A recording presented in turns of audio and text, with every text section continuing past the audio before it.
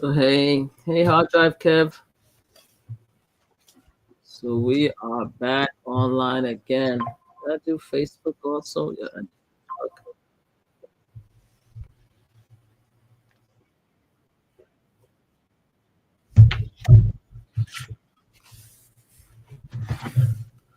A lot of stuff is making noise.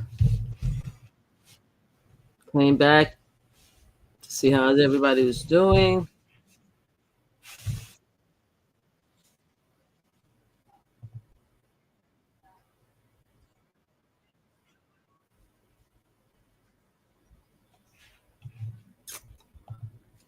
Sure. You're so sweet. Sakpase, darling. How you doing? Can you hear me? Because it looked like I'm hearing myself twice.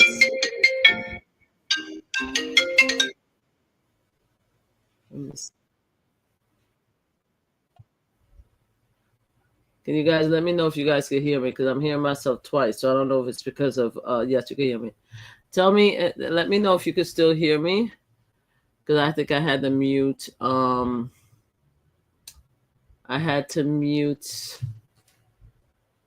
I had to mute Instagram because I'm hearing myself back. Normally that doesn't happen. So can you guys still hear me? Or am I muted? I see you. Thank you. Oh no, I had to stop because I was hearing the echo. So yeah, so I came in on live and to check on everybody, see how's everybody doing today. Again, as I said, I'm gonna try to do daily lives, either sitting in front of the camera or on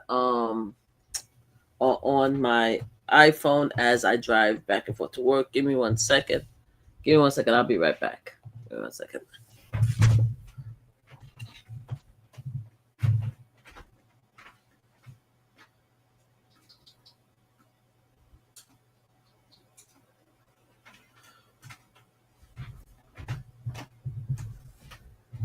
I'm back. So it's been very amazing to be seeing a lot of collaboration and a lot of support on TikTok. I don't see as much on Twitter or any other channel. A lot of people are leaving Twitter, like the hardcore. The art drawing that looked dope. Yes. I don't know who did it, but oh sorry. I don't know who did it, but I love it. And JR and Flip put it there as my little office. I also love this because I got it from, so this is from Flip, right? And this is from Chef Teddy, his brother. And I love this. So I have both of these up so that I could represent both of my boys because both of them are my hearts, right? So thank you about that. But check this one out. Teddy, I think I forgot which trip he went to. I don't know if it was Cuba, but he brought this back to me, so I love it. Yeah, it's hard. Thank you so much. Yeah, I'm proud of him also. He is doing his stuff. There's a lot of stuff going on with him. Like, I find out what's going on with him on social media. Like everybody else. And I really haven't been paying attention much of the stuff that he's been doing because I've been so inundated with what happened with the election. So that's where my mind is. But yeah, he's doing some amazing stuff and stuff. I haven't caught up with any of his latest vlogs yet because I've been doing all of my vlogs and stuff like that the last week. So yeah, but thank you so much for saying it. Yeah, he's doing amazing. Oh, thank you so much. He's an interesting guy, if anything, yes. But I love to think that he has a good heart and he's a good person. Yes, blessings. His brother's equally as amazing guys. So I'm like, so far, knock on wood, I'm happy I have two amazing sons. Thank you. Their wives are beautiful, amazing. My grandchildren are stuff that I'm very proud of my family. Thank you, Sherwin W. How are you? Thank you for responding. Guys, if you guys right now, I'm on Instagram. I am on YouTube. If you're on YouTube, please like, subscribe, and share because YouTube, I would like to share it as wide as possible. And I am on Facebook. And of course, I forgot to log in so I could check out the message if there's any message on Facebook. Let me log into Facebook just in case it's somebody else. It looked like the people that really interact with me is really on Instagram. I'm just like yesterday. I'm gonna start off on Facebook, and then I'm gonna ask everybody to please come to YouTube, because YouTube is the best for a lot of the content creators of the world, because that's how we bring everybody together. So thank you. Blessing to you and your family. Blessing the same to you. If anybody has any questions, any comments, please say so. I will definitely respond. Again, I'm going to be asking if you guys could really follow up and join me on YouTube. That's really important to me. Not only because I want to grow my YouTube family and my YouTube channel, but YouTube is the best for us, especially the content creator, because I plan on doing vlogs. First of all, I don't have enough subscribers on Instagram. So please subscribe on Instagram, but YouTube is going to be the platform that I use moving forward. Mostly just because I'm pretty much going to be talking a lot. I'm going to be talking a lot and making comments and doing a bunch of lives and just pretty much doing a chronicle of what it's like as far as being in New York as a Black woman under the Trump administration. So stuff already started. So, we're going to talk about that. But yeah, so please join the YouTube. YT is better. I will hop over there. Thank you so much. Yeah, please do. Really love you. What is the link? I'm going to come now. Yes, hard drive. If you could put it, it won't allow me to type it in, but if you could put it on for me. For some reason, whenever I tried to type it in the last time, I got stuck. And I'm afraid to do it. But it's MamaFlipSlots. It's the same thing. You see where it says the Cash App, the name of the Cash App. That's on YouTube, MamaFlipSlots. If you guys can come over, like, subscribe, and share, and that would really appreciate it. Even if you guys want to stay on Instagram, if you come over to YouTube, like, subscribe, and share, it could go wide. That's the most important thing. But please join me. So yeah, I'm checking in on everybody and see how's everybody doing. I think I talked about the different stages of grief, and so let's talk about it again. Right, a lot of work that I do as far as gun violence we go through grief, obviously. Yesterday was the anniversary of my nephew who got killed on November 11, 2008. Rest in peace, Pierre Paul Jean Paul Jr., people, and stuff like that. And the work that I do, rest in peace for him, silent memory of his.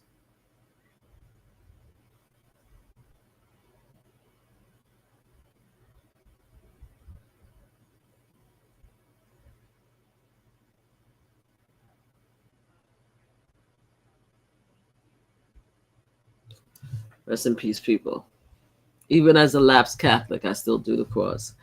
So working with victims of gun violence and just losing somebody with love, you understand, and a lot of people understand grief, right? You understand grief. You understand when you lose something. You understand the emotion that goes with it.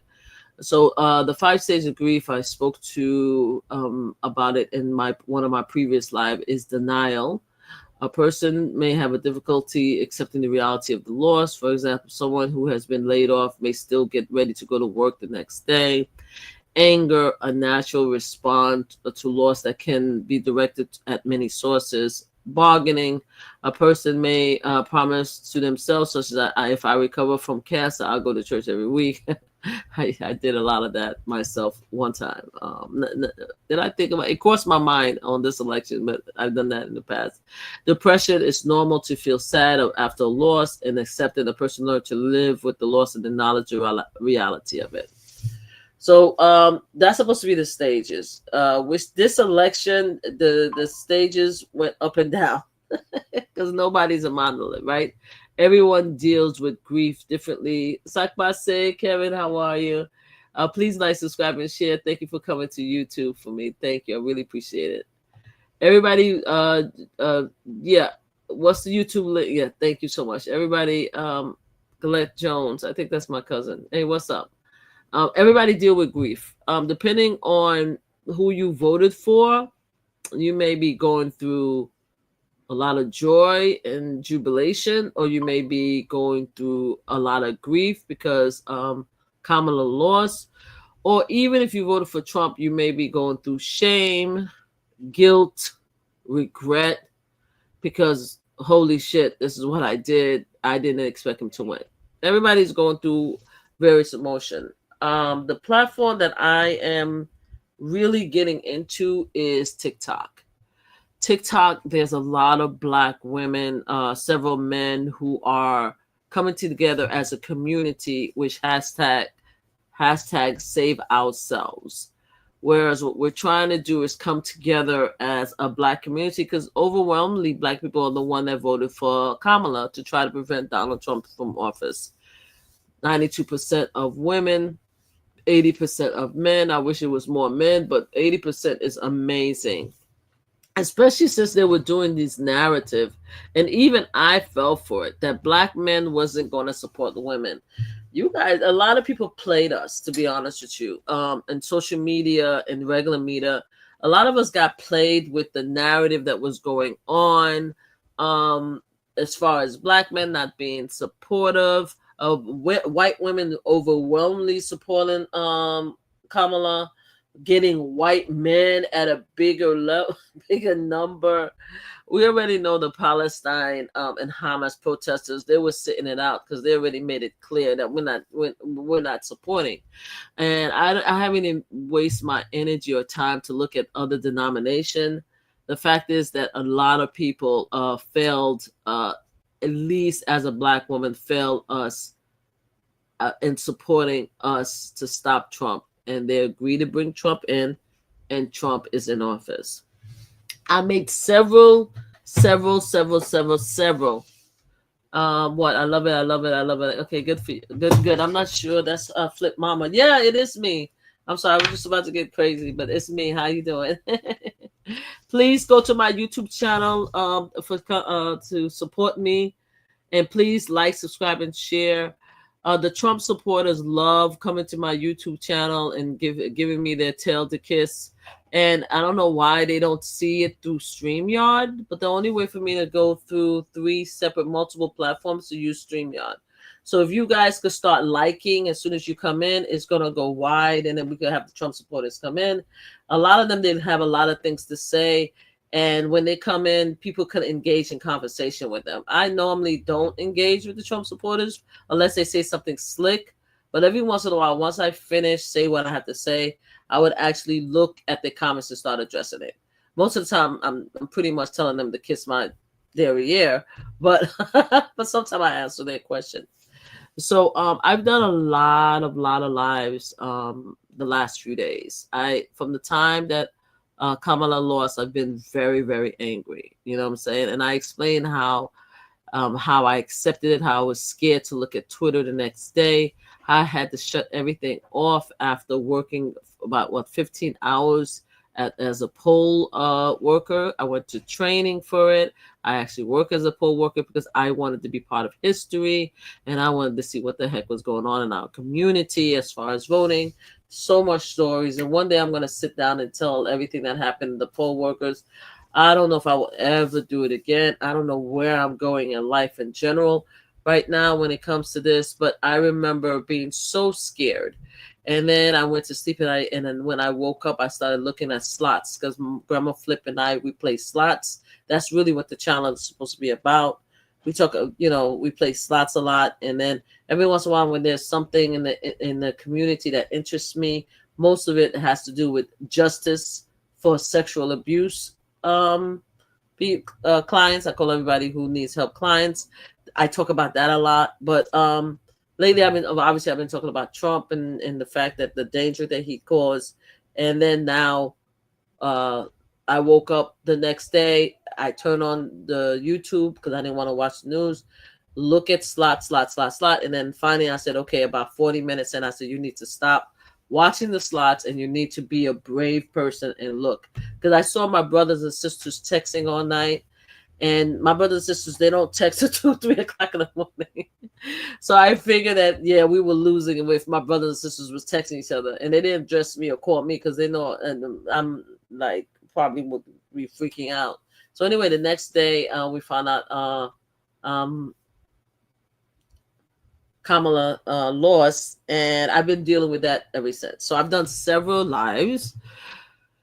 Pretty much in the lives, I've been very expressive of my disappointment and my disdain for Donald Trump. I made it very clear, and I'm going to make it very clear again. It's not my problem. Is not the Republicans, a Republican candidate. My problem was with Donald Trump. Now, I the videos got several views. Thank you very much, whoever look at it. Even the haters, thank you for coming.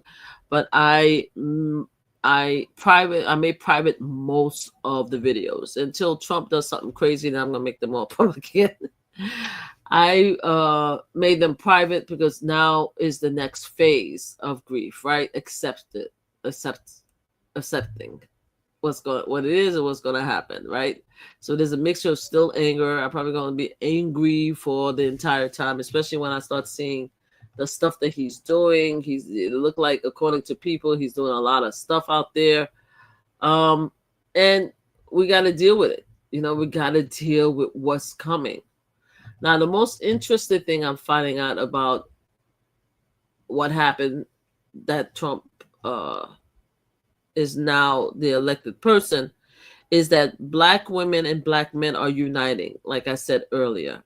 And I see that mostly in TikTok. So if you have TikTok and you want to see what the Black women and men, especially predominantly the Black women, are doing, please go to TikTok.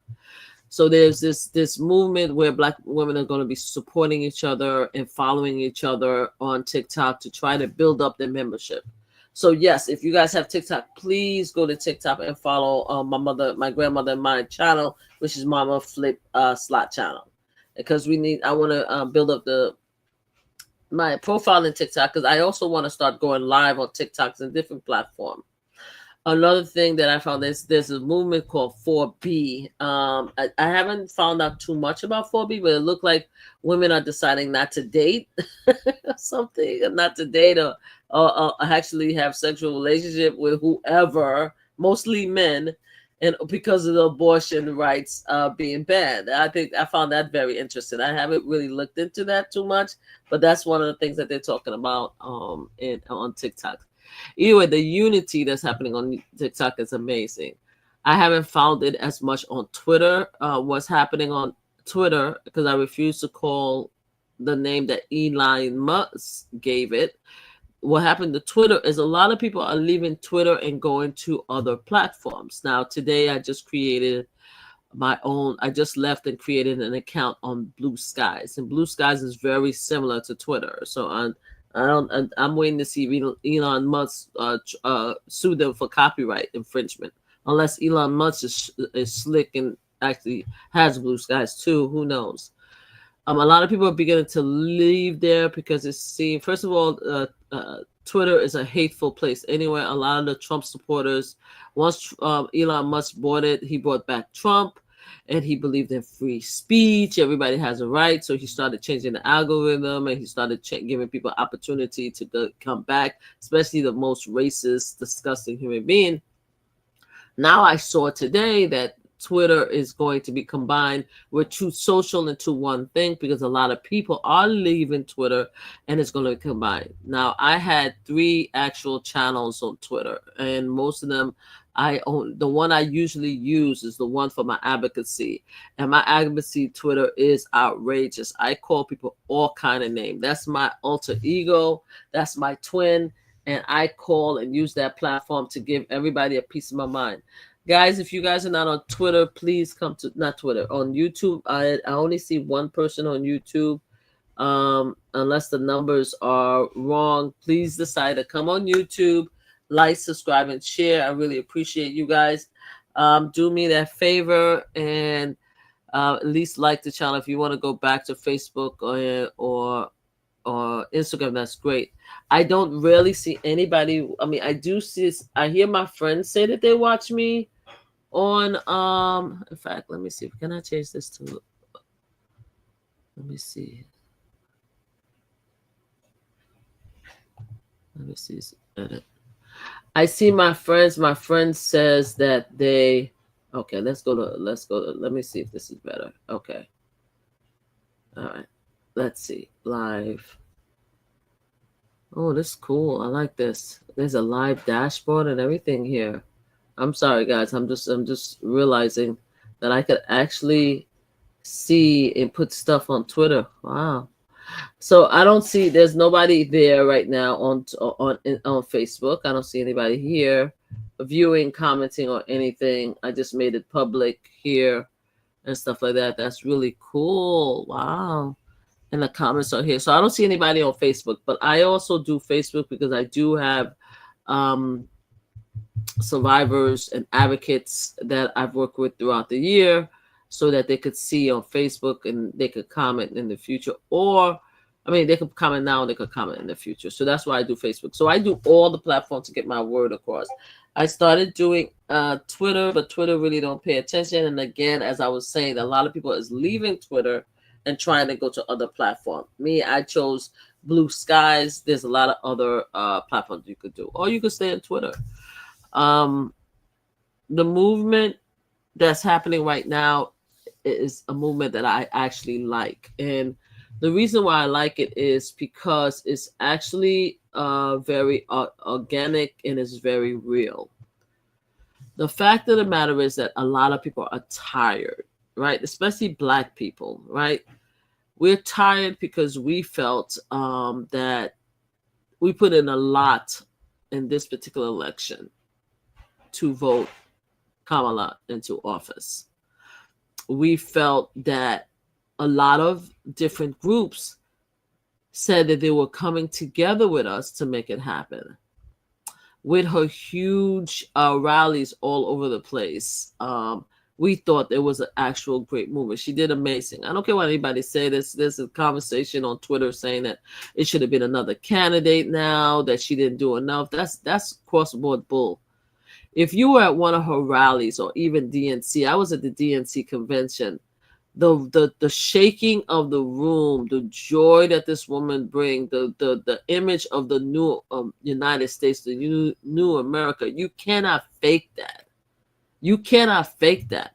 And this is why a lot of people are feeling sad and people are feeling out of touch right now, because it's like you took our joy away. You know what I'm saying?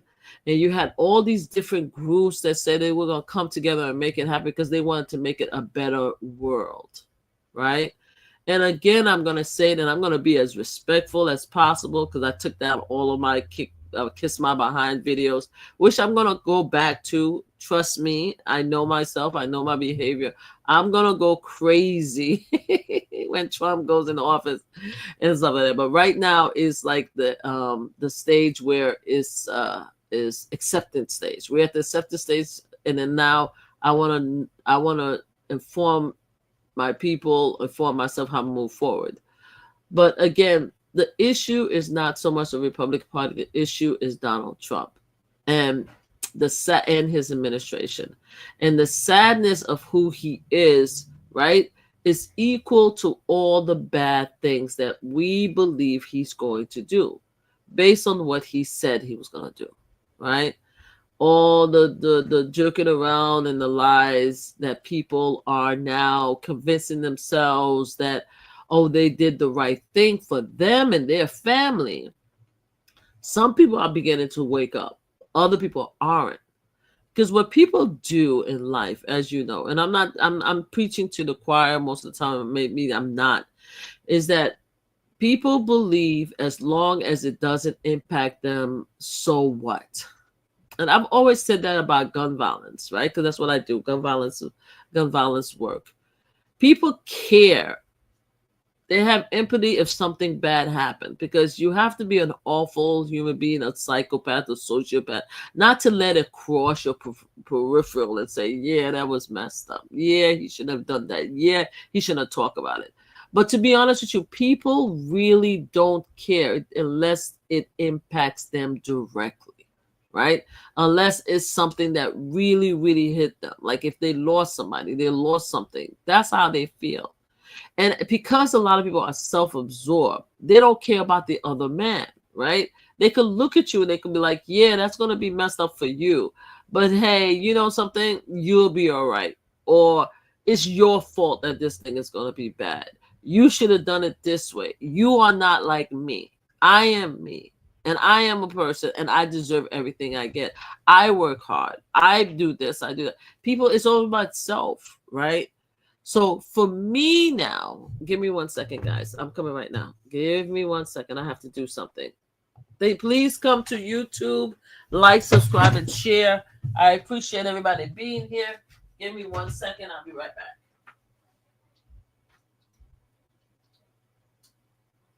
Give me 1 second.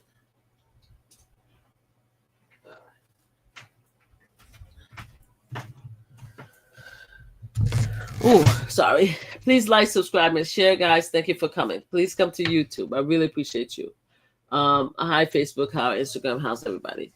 So for me now, as a person who believes helping other people, as an advocate, I can never understand people lack of like real empathy, real consideration. I can never understand that. I've been that way my entire life.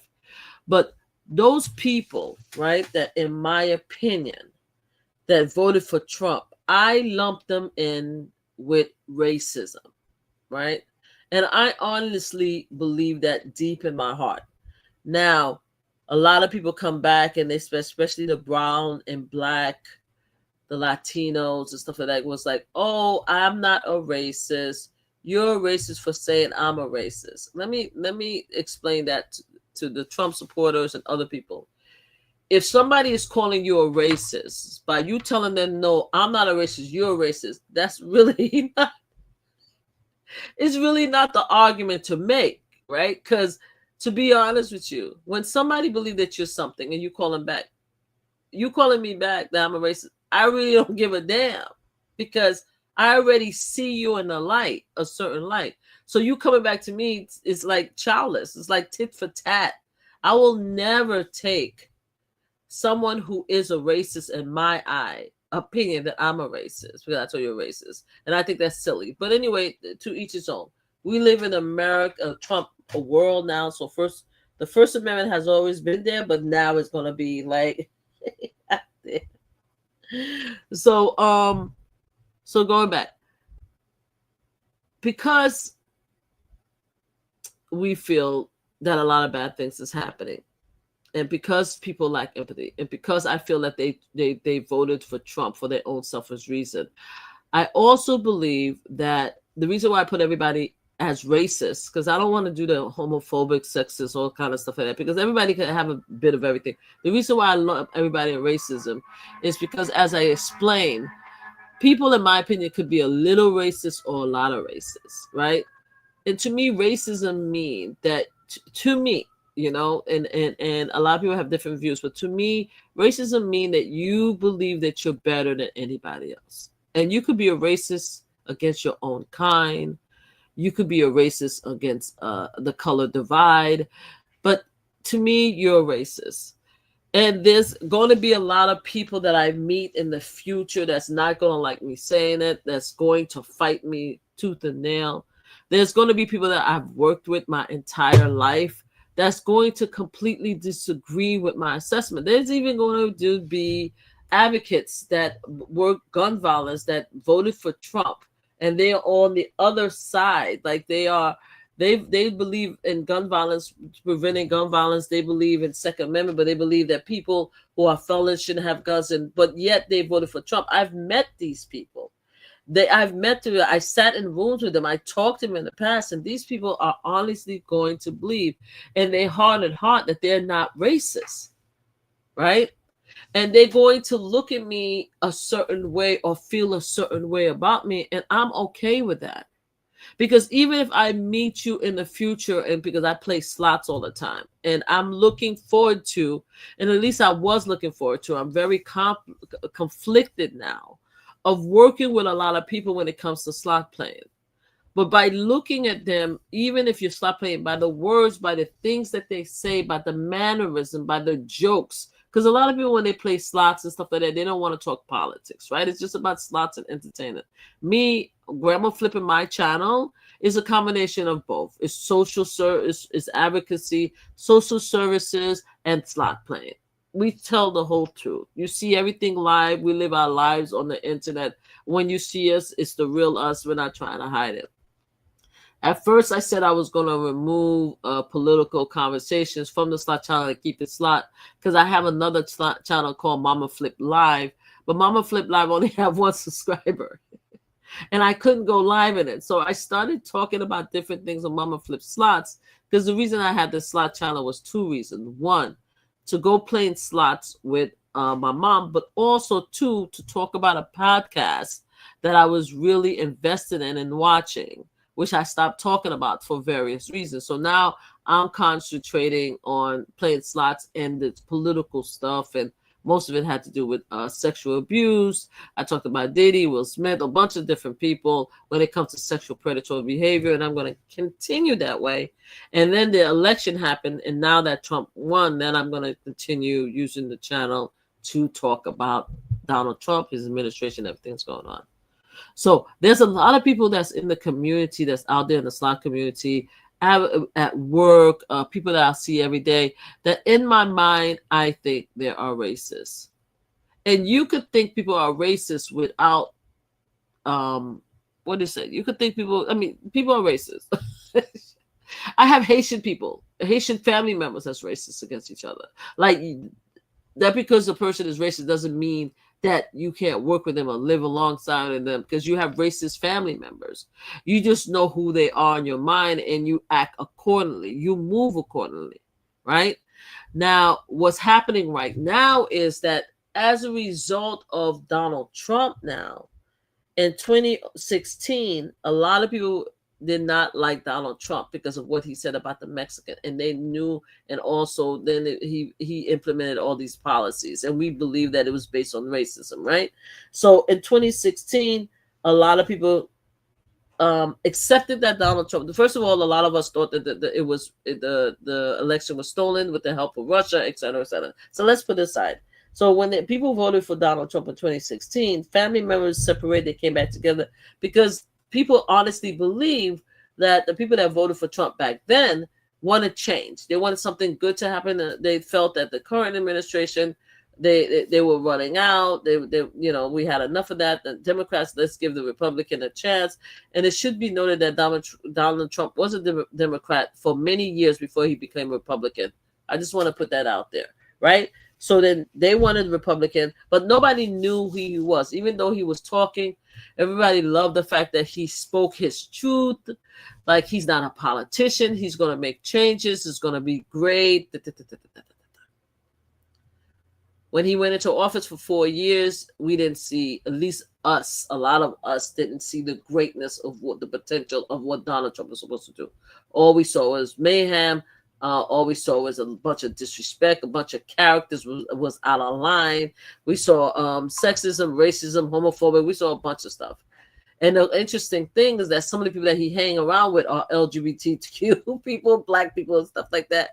But he still was showing, his policies was showing, his people were showing that they felt that they were better than them. And I want to make sure that I say this again. To me, racism, if somebody feel that they're better than you are, they're going to get whatever they feel they deserve, no matter if it impacts somebody else. That's, to me, racism. And a lot of people that he hung around with was either filthy rich or very political. And you could just tell by the way they move and what they're trying to take away from people that they really didn't care about the everyday man. Again, that's my opinion. So 2016 to 2019, then 2020 happened. COVID came, 1 million people died. We got stuck at home. I think I want to put a pin on that and just say, go forward and say, it amazed me how many people forgot the misery and unhappiness that we went through from 2016 to 2020 under Donald Trump. The fear, the death, the people dying, the body bags. It just amazed me that the people who voted for Donald Trump forget about all of that. But, we are where we are, right? So all these people, families broke up, family got upset, they came back, Trump came in, he did a horrible job, and families patched it up. 2020, we went through the same thing, where families was fighting each other, arguing with each other, who they was going to vote, but then Biden won. So whatever conflict was there between the family members and society and different issues, it didn't boil over because, okay, Trump came in, he tried to steal the 2020 election. We know this because we saw it. No matter what anybody says, we all was there. Most of us was there when these white, mostly white, crazy people, and I'm going to say it, went into the Capitol, stormed the Capitol, tried to kill Congress, House of Representatives, senators, and VP Pence. We saw it. Of course, everybody want to make believe that it didn't happen. A lot of people want to make believe it didn't happen. A lot of people want to make believe it wasn't a big deal. They wasn't going to kill Pence. They forgot about that MAGA supporter who got shot and killed, whatever. They forgot the police officer who died afterward. They forgot the abuse. They forgot this sitting there for hours. I was sitting there for hours watching these white, crazy-ass people, mostly white. We had some black trickling in there, dark skin MAGA, trying to go in there, trying to kill people because Donald Trump says that it was a fix. They stole the election, and everybody went in there. And now people, let's put a pin on that. People forgot about that to vote for him again, right? So there was a lot of conflict between that time, but then Biden won, and there was peace in the world for a while, right? Whether you believe in what Biden, Kamala did between the 4 years, the fact of the matter is there was peace. There was a lot of talk or disrespect going on with the far right. You guys ain't about shit. Biden ain't doing it. He's too old, blah, blah, blah, blah. There was a lot of stuff, but either way, there was a peace. The far right they were indignant. Like, how dare you give us that, blah, blah, blah. But they had a Supreme Court, and the Supreme Court was pretty much giving them everything they want, including doing away with Wavy Road. They were just giving them everything they want. So no matter how they were bitching, excuse my language, and I'm going to curse. You know, this video is a lot calmer than the last few of them, but I'm going to still be myself, right? So besides them bitching all the time, right, about they're not getting what they want, the Democrats are doing too much, giving away too much money, and then we had the Hamas attack of Israel. That was a huge big deal, right? Obviously, and no matter where you stand on that issue, a large amount of Democrats, which is the Palestinian community, was like, bump it, we're not supporting the Democrat, F them. We're going to we're going to support third party, or we're going to sit this out. And maybe some of them, because they want to be spiteful and because they actually believe Trump voted for Trump, right? So that's 2020. I mean, that's now, right? That's the new election. Now, the difference between 2016 to 2020, the devastation and the horrible job that many of us felt that Donald Trump did, 20 to 24, where Biden was there, but the far right was griping and bitching and stuff like that, and saying that the Democrats ain't full of crap, right? Full of shit, right? Is that now we in 2024. And then during that time, we found out a lot of horrible things about Donald Trump. He went to court. He was found guilty on 2 separate occasions and stuff like that. And those cases are going to be thrown away. You know what I'm saying? It's going to be because DOJ is not going to go after the president, so it's going to go away. Donald Trump is 78 years old. I don't know if he's going to do that whole king thing or whatever, and take away votes and those stuff like that. I mean, I don't know, because America, we don't like being told crap. So there might be an uprising one day if he tries that BS in the 4 years. Who knows? I don't know what's going to happen in 4 years. If I'm alive, I'm here to see it. But he's 78 years old. He's not a vampire. He's going to move on to Netherlands and meet his master one day. You know what I'm saying? But in the meantime, he's going to get a chance to do all those things, right? So now we in the position where Donald Trump is here, right? A lot of people voted for him, and it became a shock to our conscience. Again, 2016 to 2020, Donald Trump, a lot of us wasn't happy. We thought he did a horrible job. Millions of people died. I mean, over a million people. 20 to 2024, we had Biden. The rights was griping, but they were getting a lot of the laws that they wanted, right? They were getting it. Nobody could come back and say that the right did not push for education reform. That where you can't talk about certain books. They had that. You can't talk about slavery to their precious white children. You had that. They took away abortion rights across and say, come on, the rights got a lot of stuff under Biden because of Donald Trump in the Supreme Court. Because we have three section of government, right? So they got a lot of stuff. So we are now here in 2024. What is different now is that a lot of people are angry, like viciously angry, because they feel betrayed, right? They feel betrayed because, again, this guy is a horrible person to a lot of us. I'll be right back, guys. Give me 1 second. Please like, subscribe, and share. And please go to YouTube. Please like, subscribe, and share. And please go to YouTube. I really appreciate it. I really need to have more people going on YouTube, right? I really need more people going to YouTube if you guys don't mind. It's really important to me to have people go on YouTube, like, subscribe, and share, and follow. Really appreciate you. So coming back, a lot of people are angry again, and sorry because every time I have to go back because Trump likes to call it weaving. I'm weaving now. I'm going back. I'm taking his word. Like one of the Trump supporters that was on my line, it's like she's using his words and stuff. Like, yeah, I am using his words. So anyway, the reason why we're upset again is because we're angry because Trump is not a good person, in our opinion. He had 2 felony cases. One was sexual assault, right? And even the judge, when he read the case, says that it looked like if it was me, I would say that he raped the woman, right? Which is Jean Carroll. And there was things before him, right? Because first he was responsible for January 6th. Then we learned that he tried to steal the election. That's why he got 2 impeachment for threatening Ukraine and stuff like that. And for January 6th, right? And then, of course, GOP, they 30 days, 40 days. And, I wonder if McLean, I think his name is, whatever his name, not McLean. What's that guy that used to be the speaker and he left? I wonder if he's going to get a new position under Donald Trump because he kissed Donald Trump behind so bad. And then Donald Trump is actually giving a lot of these people that have been kissing his behind all these years of big positions right now. So he might as well come back and try. I'm trying to see if he's going to come back. The previous speaker. But anyway, I'll look up his name. I forgot all these fools' names. So anyway, there was so much stuff that we found out about Donald Trump during the 4 years Biden, because before, while he was in office, you couldn't prosecute him, right? After that, you prosecute him. Then you have the big incident that happened to Hamas. Then you have the 2 alleged assassination attempts.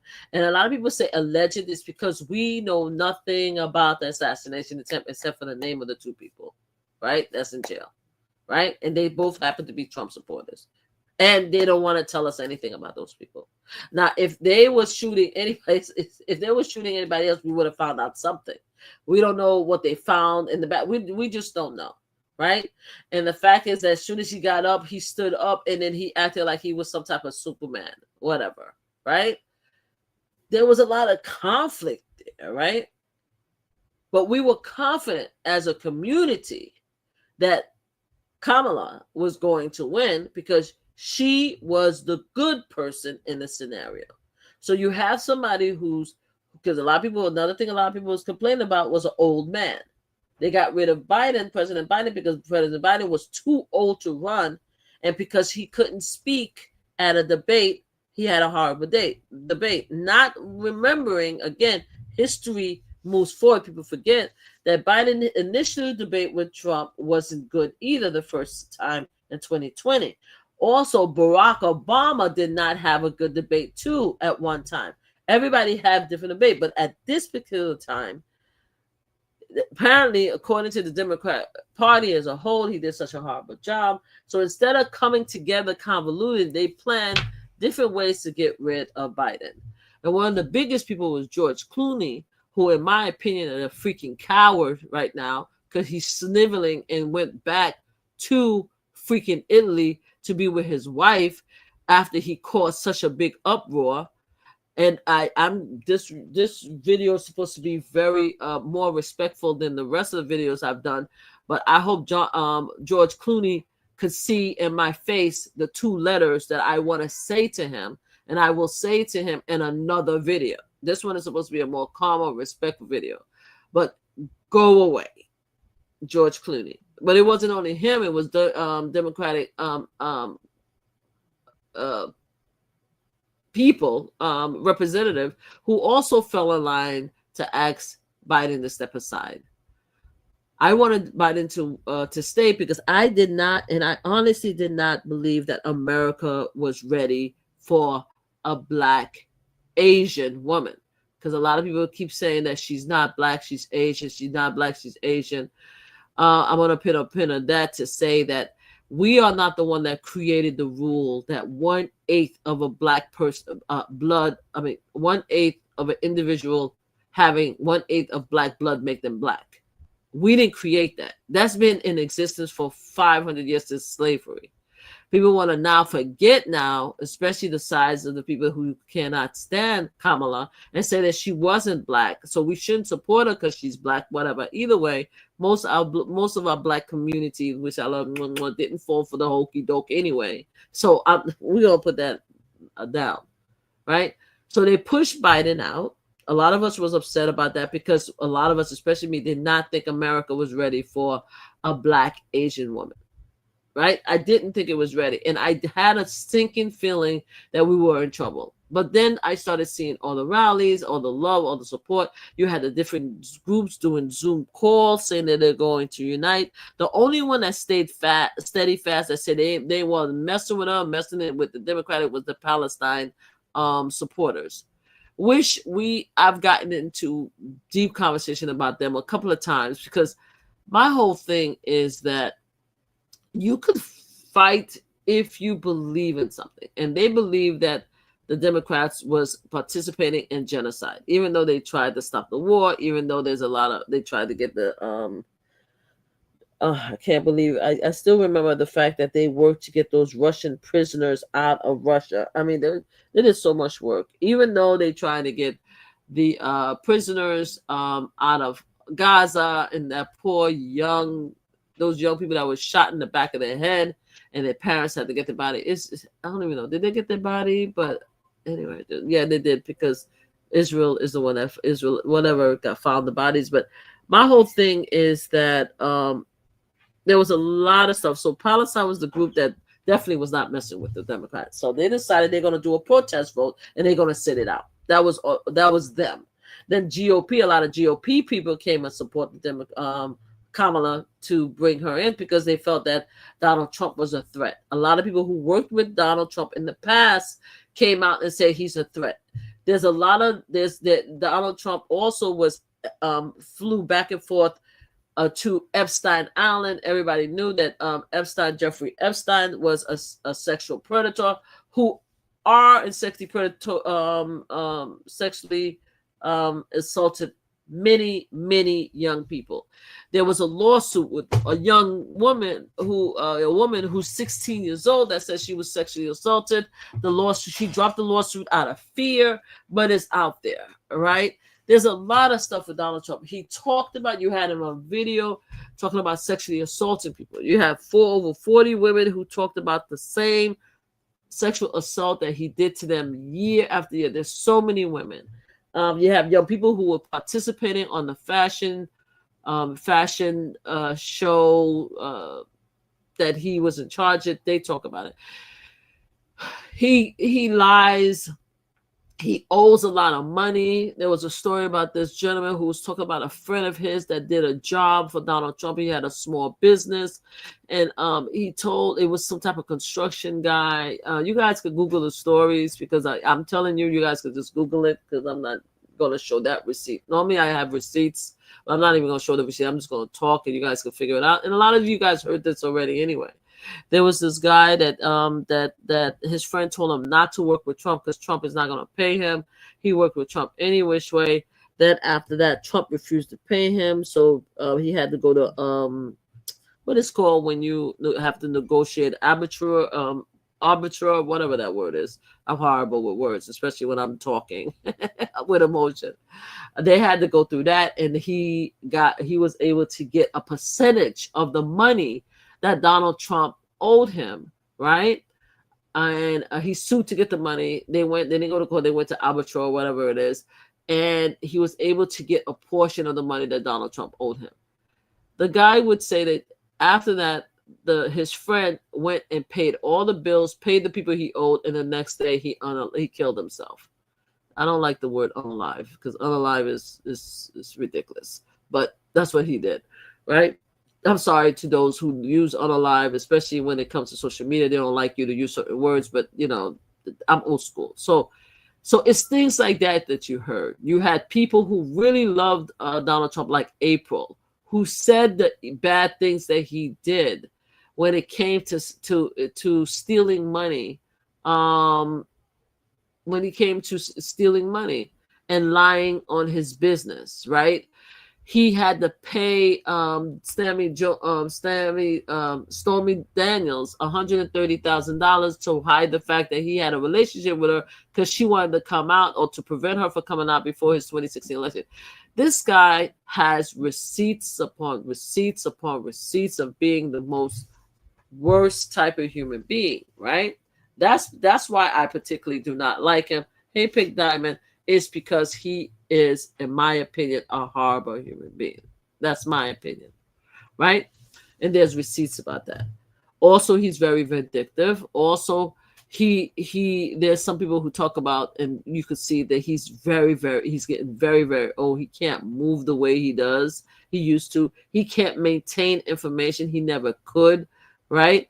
So there was a lot of baggage with Donald Trump. A lot of baggage with Donald Trump. At the end of the day, he didn't even want to talk to media. And this is, and let's put a pin on that for a second. Media, people need to stop watching media. I'm enjoying the fact that MWNBC, CNN, and all of these cable channels are losing viewers. Because first of all, you weren't getting the far rights anyway, because this is who you're catering to, right? They were going to Newsmax, Matt, and they were going to Fox News because they didn't care about y'all. They didn't like any of you guys. Half of you guys was liberal, progressive. Half of you guys was full of crap and acting like y'all care, acting like y'all in non-biased when you weren't. Because non-biased does not treat one candidate worse than the other. They expected so much from the Democratic Party and did not expect the same for Donald Trump.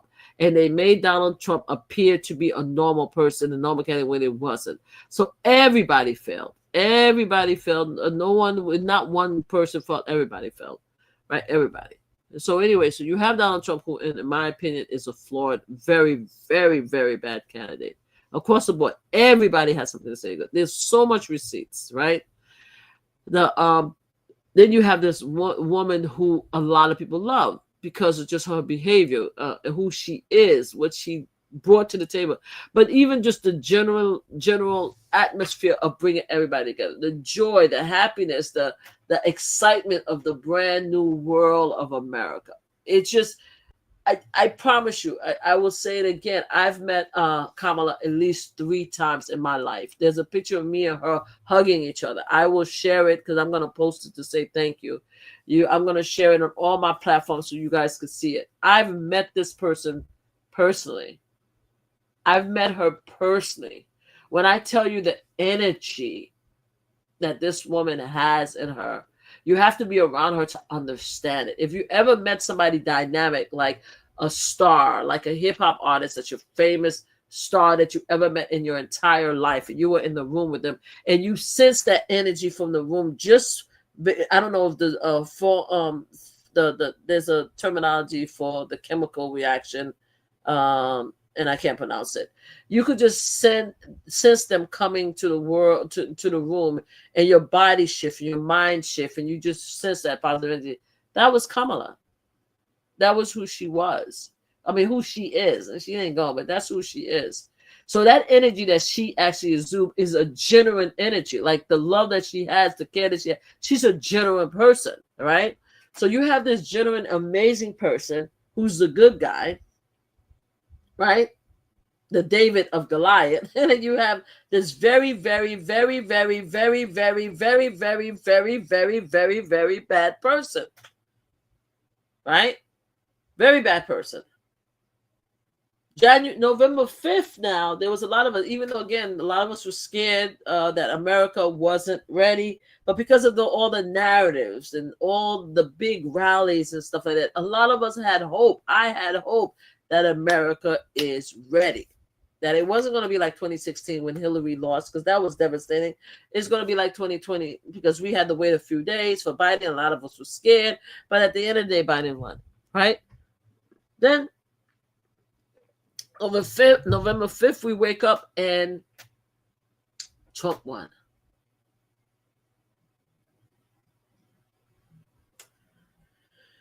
And even though a lot of us could have probably anticipated, because the polls were saying that Trump was going to win, it was going back and forth. And there was a lot of conversation towards the end that she was winning. And the guy that predicted every win in the world, which I never want to hear this guy name again or every prediction, said that she was going to win. Apparently, the spiritual leaders, the one that do cards and zodiac sign, thought that she was going to win. You know what I'm saying? A lot of us thought that she was going to win. And give me 1 second, guys. A lot of us thought that she was going to win, and we celebrated the win.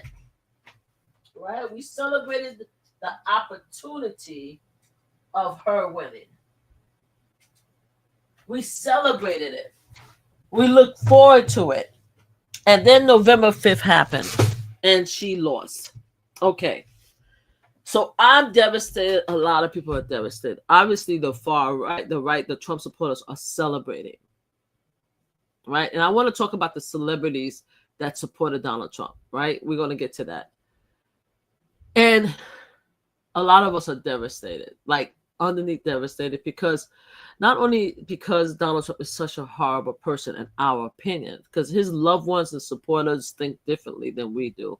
And even so, some of them don't even think differently. A lot of them really believe that he's as horrible as we know he is, but they don't care because, again, the racism, the self-interest. No matter what he does, it's going to be better than the Democrats, right? He's going to do better than me. I don't care. I forgot who it was. I don't know. I guess it was Quaid, the actor Quaid.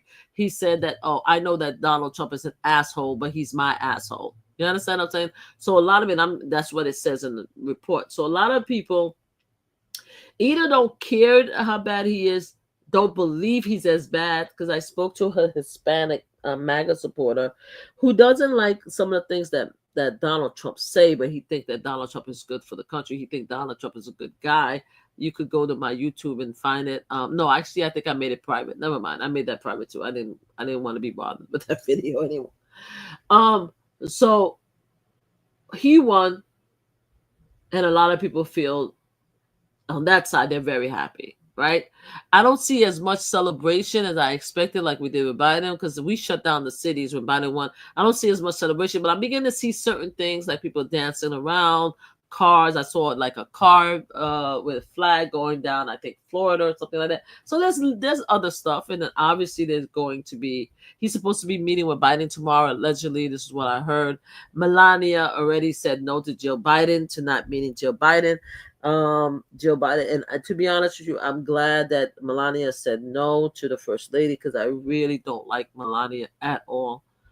I think she should get all the benefit of being in the White House again, because she suffered through the embarrassment of being Donald Trump's wife. The other day, Russia showed all her naked picture in state media. Let me tell you something. If you're going to be embarrassed and dog like that, you might as well be with this guy and just accept all the accolade and just show your entire behind. But as a person who believed that good energy should get good energy, I don't want her nasty behind next to Jill Biden. That's just me. I never liked Melania Trump, especially when she wore that jacket saying "I don't care" or something like that. When she was seeing the kids that's been impacted. I don't like people like that. I think she's a snotty, crazy nut.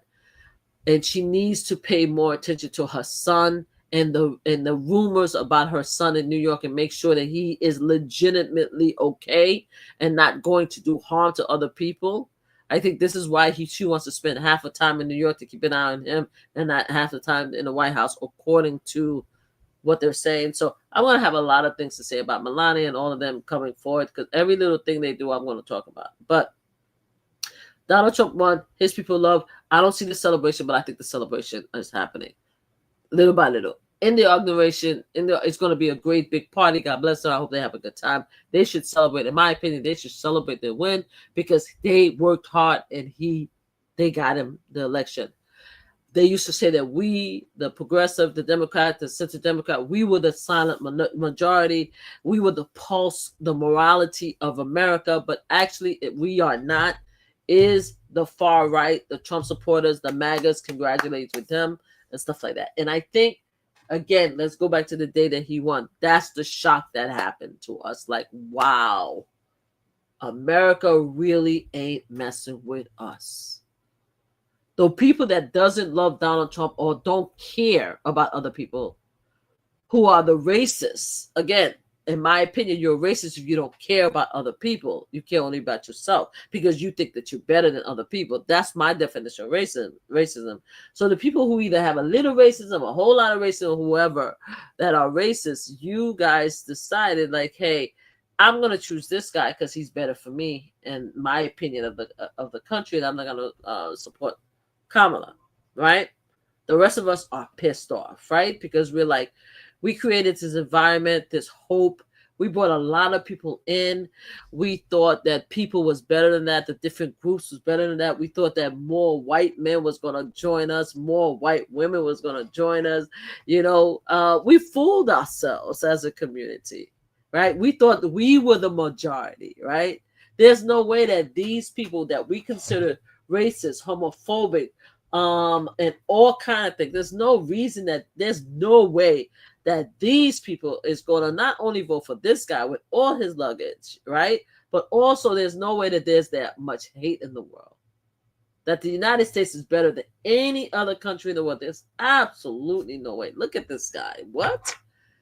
If it was another Republican, another guy, we would be like, okay, yeah, we have a fight. Like, but nah, there's no way. But then he won. Congratulations to them. But it woken up a lot of stuff to us because we finally realized what America is, right? And it's scary when you come to realize something that is so opposite of you, right?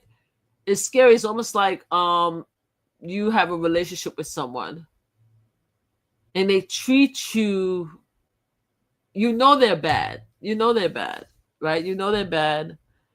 You know they're bad, but you think that they're doing good by you, right? Maybe that's the wrong analogy. A lot of people talk about bad relationship coming back to your ex-husband that beat you and you moved on. Yeah, I mean, that's a good analogy too. When you're married to somebody, they turn out to be bad, you move on from them. And then after that, after you turn your life around and you have something good, you go back to them. That's a good analogy. But I think we're not talking third person. We're talking about our own selves, right? And what other people have done to us. It's almost like saving somebody, because I did it at one time. I have two separate occasions where somebody I knew was abusing their female, right? Their girlfriends. And I would step in constantly to stop it. It was in California. I forgot the girl name. I always talk about her. It was in California, and they were a beautiful, beautiful couple in California. And they lived across the way from me. And they used to fight all the time. And there was a third girl, and she followed me and her for a long time. She was their friend too. So it was like the three of us. And every time we would break up the fight, she would go back to her man. Every time. One time he beat her up so bad that she had to come to my house. I called the police. The police went to the house, and I was like, she said, I'm not going back. I'm not going back. I'm going to go to my mother's house. Blah, blah, blah. And she went back. Now, the third friend, right? She told me like she's gonna always come back. She said, I've been living here for like 3 years. I just got there 6 months, right? I'm always in people's business. She kept on telling me you need to stop helping her because she is going to go back. And I'm like, I as a person could not imagine not helping her. There was no way. I couldn't deal with the screaming and the hitting and the crying, and then she would come banging at my door and asking for help. Obviously, I'm going to open up the door. And then one time too many, the last time that he really beat her bad and she went back to him, that day I decided I'm not going to help anymore. I was done. Right? Because now it wasn't so much about him. It was so much about you as a person. She was floored. Right? You can't have a man that's beating your ass constantly and you keep going back to the man. You just can't do it. And then you expect me to continuously help you. And you come to my door and keep knocking back. It's not as if he's beating your behind and you stay at your house. No. And get that ass whooping. You keep coming to my door and knocking on my door, and I feel obligated to help you, right? And then one day, too many times, I was like, that's it, I'm done. And she came knocking on my door 1 time, 2 times, 3 times. The 3rd time, I did not open the door, and that was it. We never spoke again, right? Now, that's what's happening now with American us, like especially the Black community. America, Donald Trump beat our asses. He did. He beat our tail from 2016 to 2020. He slapped us up. He murdered at least 1 million of our family members. He tore us a new asshole. He really did. And then we had peace. Even if you didn't like Biden and Kamala, we had peace for 4 years. And instead of continuing that peace, instead of moving on, like that girl should have moved on and have a better life, because she did leave for a while and go to her mother's house, right? She did. That time when he really, really beat her, and I had to call the cops, she left and she went to her mother's house. But she went back, right? America, you guys voted for him and you brought him back into our lives, right? We thought we were good. We thought that America was a better place, that you guys would not bring that abuse to people who cannot afford to be abused. Because again, America, you proved that you were racist, right? You proved whoever voted for him, whether the illusion of economy is making me crazy, because a lot of people are saying the reason why I'm doing this because the economy, because the eggs and the bread is too much money. I don't know about you white folks, God bless you, and I have a lot of white advocates that I'm cool with, and a lot of them was on my live yesterday. Please come back if you can. I love you guys. I love my advocate friends and stuff like that. I know who are allies, people that I've known for many years. I still have love for you guys. I know who you guys are. You don't need to wear the blue bracelet because I already know who you guys are. Your family so much I don't know, but you guys I know, so I love you guys. But the white people are going to have to handle their situation. The Palestine people are going to have to handle their situation. Every denomination, Latinos, you guys are another war. You guys have to handle your situation, right?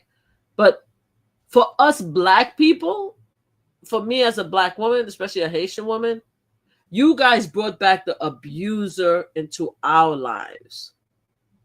And we feel that it's unfair because we moved on for the abuse. And I go back to talk about economy. You say an economy, especially for the Black and brown community. We saw what you guys was buying in the last 4 years. We saw the PlayStations, the TVs, the houses, the sneakers, the clothes, the travels. Come on. And even if it was more money, you still bought it. But my whole analogy when it comes to our Black and brown is that you Black and brown people don't suffer. And to be honest with you, my Black and brown family members, we voted, and I call us a community, voted overwhelmingly. But I'm speaking to the specific people who didn't. And I want you guys to take what I'm saying to your other communities, right? But I'm just not talking to y'all. I don't have the energy to talk to y'all. But the knowledge fall for you guys too. But I know as a Black community, we don't take disrespect. We really don't. We ain't in the 1800s, the 1900s, the 1965, right before Jim Crow. We don't do that as a community. We are a bunch of stank, arrogant bunch of people. So if I have money, right, and I go to a store, right, and I see that the chicken and eggs are $2 at that store, but if I go to Whole Food or whatever, and it's $5, automatically, obviously, I'm gonna go where the things is different, right? The price is cheaper. But let's say I go into that store and a white security guard, no disrespect, but a white security guard is following us around the store, right? Or a white person is looking at us crazy because we walked in there and they turned the corner. Or we buy the food and we go to the cashier and we pay the cashier. We want to pay, and she tell her, "Look at this N-word," and give you a stink attitude. As Black people, we're not spending our money there.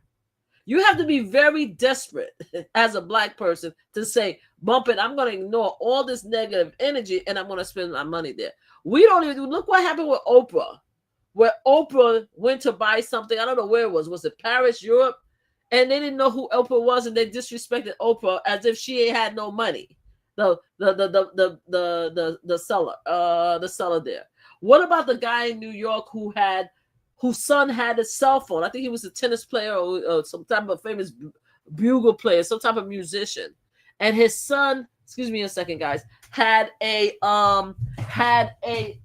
cell phone, and this white woman approached him. I don't know if it was a white woman, but it was a Hispanic woman.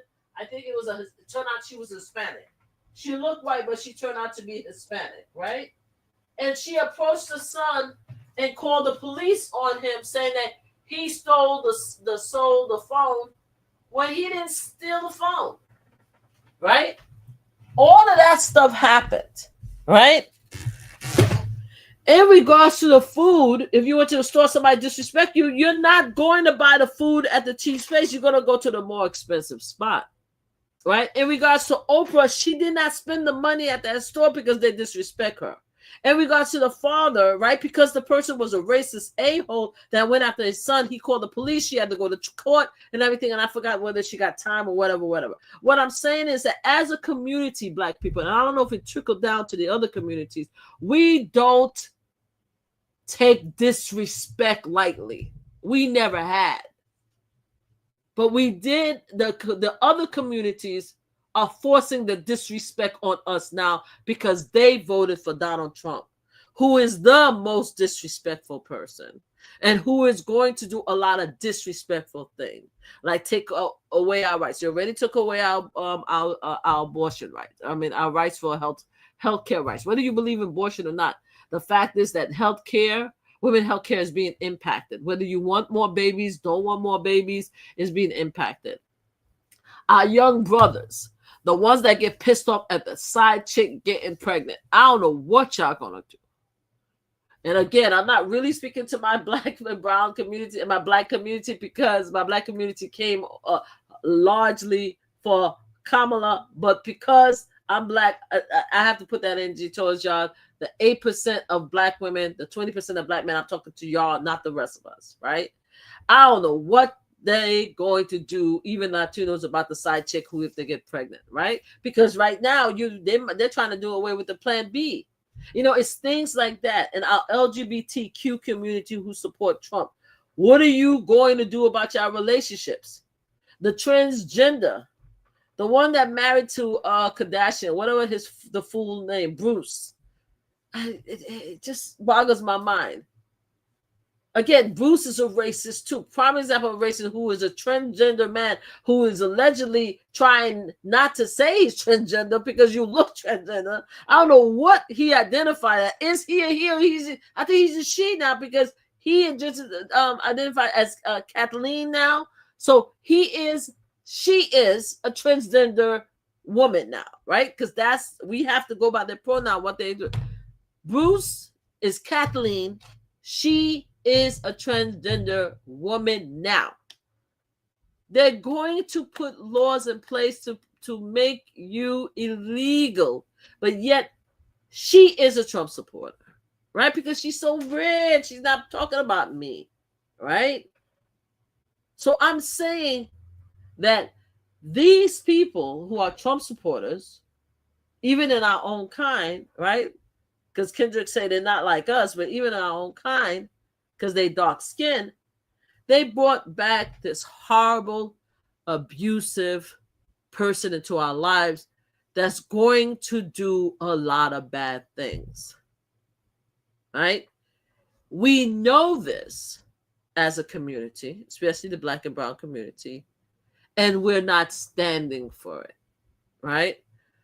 I say this to say that I wish the energy I'm about to talk about happened in 2016, because if we realize, had our eyes open to say, hey, we know he's a bad person, we're not messing with him, and we gave the energy that's being given now in 2016 and 2020, maybe we wouldn't be where we are. But anyway, America took back a very abusive person and put him in our lives. Now let's come out with the find out, fuck around and find out stage. A lot of women, a lot of people, especially on TikTok, we're not dealing with it. We just not, right? So when it happened to me, I woke up the next morning, I was pissed off. Kamala lost. I'm like, oh my God, America is such a racist, ugly, disrespectful people, because as Black people, we don't deal with disrespect. I don't care what anybody say. As a Black community, we don't deal with disrespect. We don't spend our money. We don't engage. I said before, we have young people out there killing each other over sneakers, over street corners. You guys are killing each other over street corners because this person came to your block, not supposed to be your block. He's disrespecting you. He's selling drugs in your corner, which is horribly, horribly wrong. Then you shouldn't do that. It's terrible. But that's the mentality, the lowest mentality, meaning not that our Black and brown people are low, but the worst mentality versus the one where we want to give freedom for everybody at the highest level. Both of us in the same position, though, right? Because both of us don't want to deal with fuckery, right? I'm not having nobody step on my sneaker, right? I'm not having somebody disrespecting my block, right? We right here, I'm not having somebody taking our rights. Now, the ones that are willing to kill for it, you guys are wrong. I'm not even justifying that. But what I'm saying is that's the mentality of the Black and brown community. We ain't taking disrespect at all. We now have this most disrespectful person who took office. And the people who brought him back into our lives after we left him, moved on, had a great life, is all the other communities, right? 56% of Latino men, 46% of Latino women, right? 70% of white men, 54% of white women, and everybody else, 15 million votes either disappear or just sat out, right? So a large amount of the community voted against us and brought this man back into our lives. And obviously, again, it's a shock because we thought we had friends. We thought we had allies. We thought we were cool. We're good, right? We wake up, we're here. And I keep going back because I want to make sure I make myself clear, and I'm weaving like Donald Trump does. So we are here, right? And I woke up saying, I am done. I'm done. Just like I did with that girl, right? I told you the story about my friend. She was a short-time friend, and you shouldn't call everybody your friend, but me, if I meet you, I like you, your friend, who went back to her abusive boyfriend because they weren't married. And she kept on knocking on my door and kept on knocking on my door 3 times, and I didn't open up. That's where I am. First, I was angry. I was frustrated. I said, I can't believe that America did that to us. I can't believe that America would prefer this person, a hater. and bring them into our lives. I thought America's better than that. I thought all the people who decided they were going to reunite under Kamala was a lot bigger. We were the solid majority, and America taught me a lesson and said, you have been fooling yourself all this time. America is a bigger, hate-filled, abusive, accepting, racist country. And it's a hard pill to swallow. It's a hard pill to swallow. But when I was able to lay in my bed, and it didn't take me that long, actually, because I actually went to work the next day after the election, because I was going to take the day off either to celebrate or to, have some time. But I got up and went to work because almost instantaneously I was like, I'm done. I'm not going to open the door. I'm only going to open the door for the people that I feel that I need to help. But other than that, I'm done. Door closed, shut up, blah, blah, blah, blah. Just like the girl who went back to her man, if he kicks her ass again, that's not my business. The only way I'm going to step aside if I feel that it's to the point where he's about to throw, because there was a pool. They lived on the second floor. Sometime when I hear him beating her, I would actually look in the pee hole, because I'm not heartless. I would look in the peephole and make sure that he's not choking her or throwing her body across the thing or trying to choke. I didn't look. I wouldn't open the door for her because I couldn't do it. I just couldn't do it. But I still looked outside when I heard something to make sure that he didn't kill her. You know what I'm saying? Because if somebody's going to kill somebody because they keep crying after they get their ass beat. You understand? If you ever been in that kind of situation, you guys know what I did. What I'm talking about. If not, go look at the movie. You'll see it, right? So I woke up and I'm like, I can't do it. I can't do it. America needs to get their ass. Excuse my language. Every community who voted for him, including the black and brown people, need to get their behind kicked. Now, mind you, they don't believe they're going to get their behind kicked. They don't believe it at all. They are happy-go-lucky, even though a lot of them are ashamed to show that they're happy because they know people are mad. So this is the joke right now. Like, let's put a pin on it. A lot of people know that they're mad. So even though they sneak tip, did the vote and everything like that, most of them know that Trump is not a good person, right? He's an abuser, right? So they all know that. So even though inside they're celebrating, they're trying to act like they have this higher, like, morality, like, I understand that you're upset and I voted for him, but I'm not going to put it in your face. But they try to be nice about it, right? But you have the assholes, right, that actually in your face, talking about you, yelling at you, calling you crybaby, doing all that stuff like that on social media and around it. But other people, they're pretty much like, hey, I voted for him. I'm glad I did. He's going to give me more money.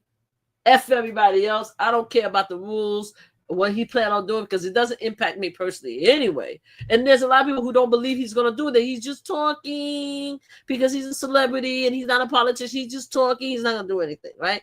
Or other people are going to stop him, whatever they're thinking. We are here now. The one of us that know that about some bullshit, we pissed off, right? So I woke up and I'm like, nah, I'm done. I'm not going to say nothing. I'm not going to be as angry as I was between 2016 and 2020 because I was hot. I was angry. Oh my God. The emotion and energy I put onto anti-Trump situation back in 2016 to 2020 was amazing. Just Google my name, look at my picture, you'll see. I woke up, I'm like, no, I'm not doing this. I'm finished. And I thought I was by myself. And then I started seeing social media. And I started taking Twitter. And I started seeing other people on Twitter saying that they're done too. Especially the black and brown community. Especially the black women. And we started putting more of the energy before during the election. There was a fight between the Palestine Hamas supporters and us K-Hives, right? Kamala supporters. We started hearing that, they're going to do everything they can to not vote and to disrupt Kamala election because they were pissed off because she wouldn't call for ceasefire, even though she did, and she wouldn't stop the genocide, even though she's vice president. They say they're going to sabotage. And congratulations to you guys. Y'all actually succeeded. Y'all sabotaged it. So congratulations to you. Y'all accomplished it. So there was a lot of heat on Twitter. A lot of heat. A lot of black people was very upset, especially black women. They were like, we're not letting you screw around with our candidate. We're not doing it. We're going to go forward. And there was a lot of other stuff that's going on, but we was going to go forward. That broke up a lot of situations. A lot of allies broke up behind that, right? So now to come out at the other side now, and we realized that they did sit out of it. A lot of the Palestine Hamas, especially the young people, because a lot of them don't remember, or they don't care to remember. Because obviously the GOP and the far right, they don't care. They're not going to remember the January 6th. They're not going to remember the corruption of Trump. They're not going to remember all the bad thing he did. They don't care. It's about power, right? It's about money and power. But them, I don't know if they really remembered living under that, because they weren't working at the time. They weren't struggling at the time. It was us, right? It was the adults. So they are on this more mental moral high horse that I'm going to teach the Democratic Party. I saw one post when somebody said, oh, we're going to do all this, and even if Kamala lose in 4 years, they're going to understand our strength, and they're going to come back and seek us out. They're going to they're going to seek us out for support and stuff like that, right? That's what they think. And I don't know if it's going to happen in 4 years. I don't know. But anyway, it broke up a lot of people. I woke up that morning, I'm done. I went to work, I'm done. I went into the office, I'm done. Everybody knows me for many, many years. Everybody sensed my energy. And except for one person talking to me 2 days later who tried to be nice, and I had to check her a little bit. I'm like, yeah, it's not about that. I love you for being so kind. But yeah, I'm not right now. I'm not ready for all of this. Happy Friday, happy one. Now, can I have my space? Can I have my mental space, please? Because everybody want to talk about mental space. Can I have my mental space? Because I'm going through something right now, right? But thankfully for me, a lot of people in my office know me. They give me wide space. Walking on the train station, getting on the train and stuff like that, I'm not feeling nobody. And one thing I love about New York is we really mind our business. We do. But New York also know hostility, right?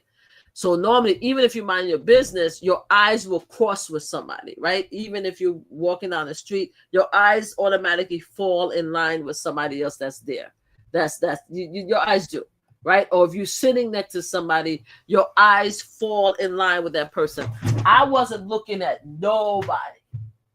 As I walked down the street, my head was straight, and I wasn't looking at anybody at all. I wasn't trying to engage with anybody. I wasn't talking to anybody. When I got in a train station, I didn't look at anybody. In fact, I deliberately sat next to people that I felt comfortable sitting next to. I felt comfortable sitting next to a black person. I'm saying it. I don't know if anybody else is saying it, but I'm saying it. I felt better after the election to sit next to somebody who is a black person. I didn't want to sit next to any other denomination, because if I'm saying the word, any other race, because I was so angry that you could feel the rage coming through me at the time. And I didn't want to, even though I want people to feel uncomfortable, I didn't want to cause anxiety, because you know when somebody's pissed off. And also everybody know that we pissed off. Come on. The other races, everybody know that we pissed off. The people that voted for Trump, they know that we pissed off. Some of them don't care. Some of them beginning to care now, because a lot of family is cutting them off and everything. But people know. So I was done. I need a break. I can't do it. You guys brought an abuser into my life. I'm done. I need to take a time. So I started seeing other people, especially when it came to Palestine and black people, they're talking about it. They're being done. And then I saw a TikTok. Somebody posted a TikTok, and one of the content creators said something that touched my soul about, look, I'm taking time. I can't do it. Like, I can't believe they did it. They took my rights.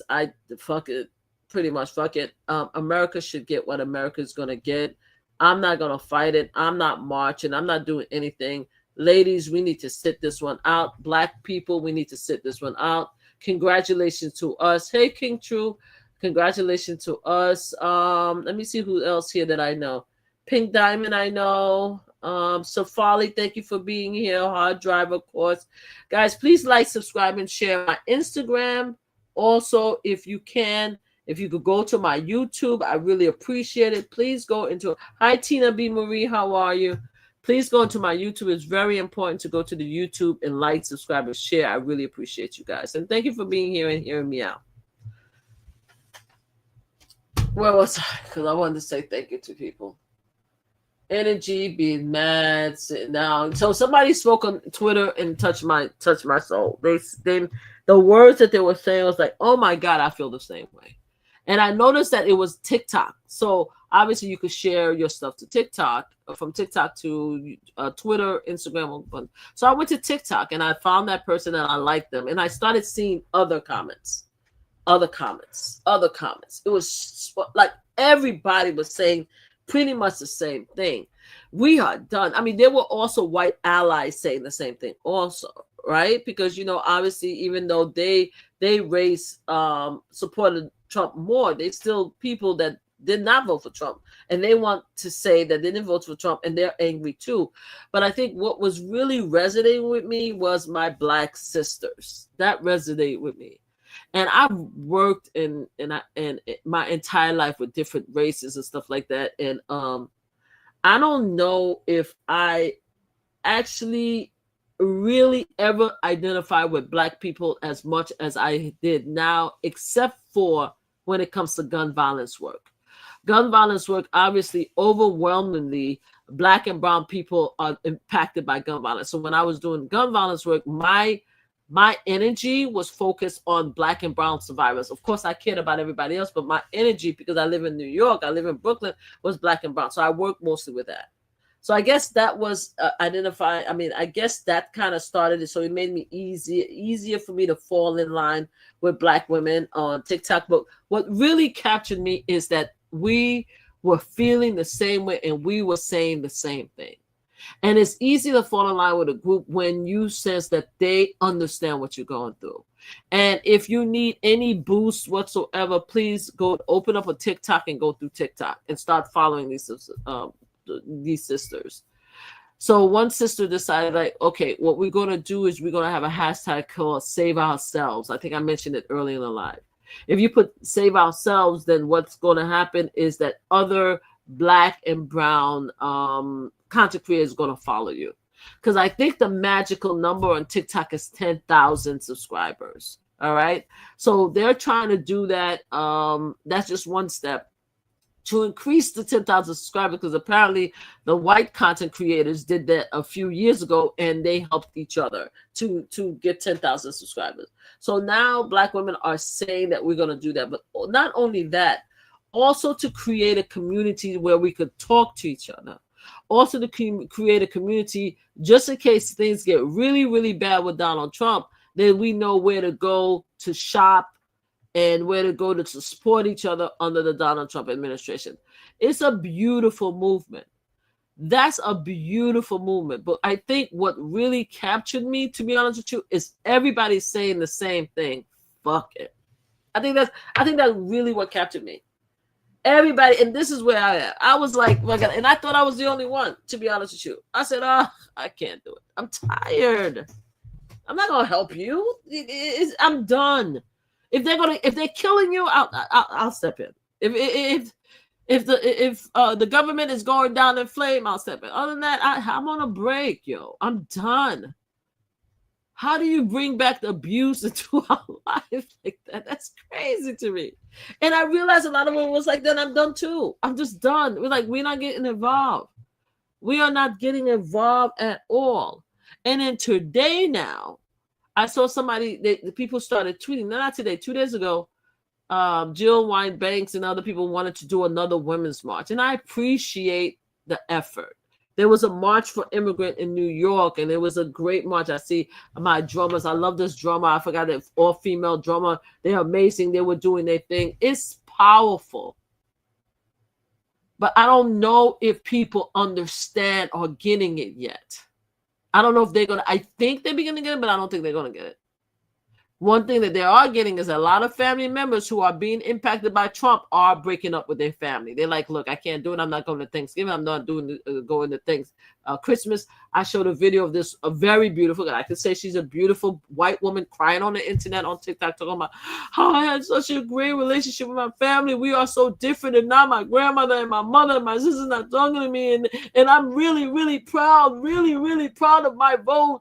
Nobody gonna make me feel ashamed of my vote, but I can't believe they're gonna do that, because if Kamala had won, I would never have done that to them. And when Biden won, I didn't do that to them.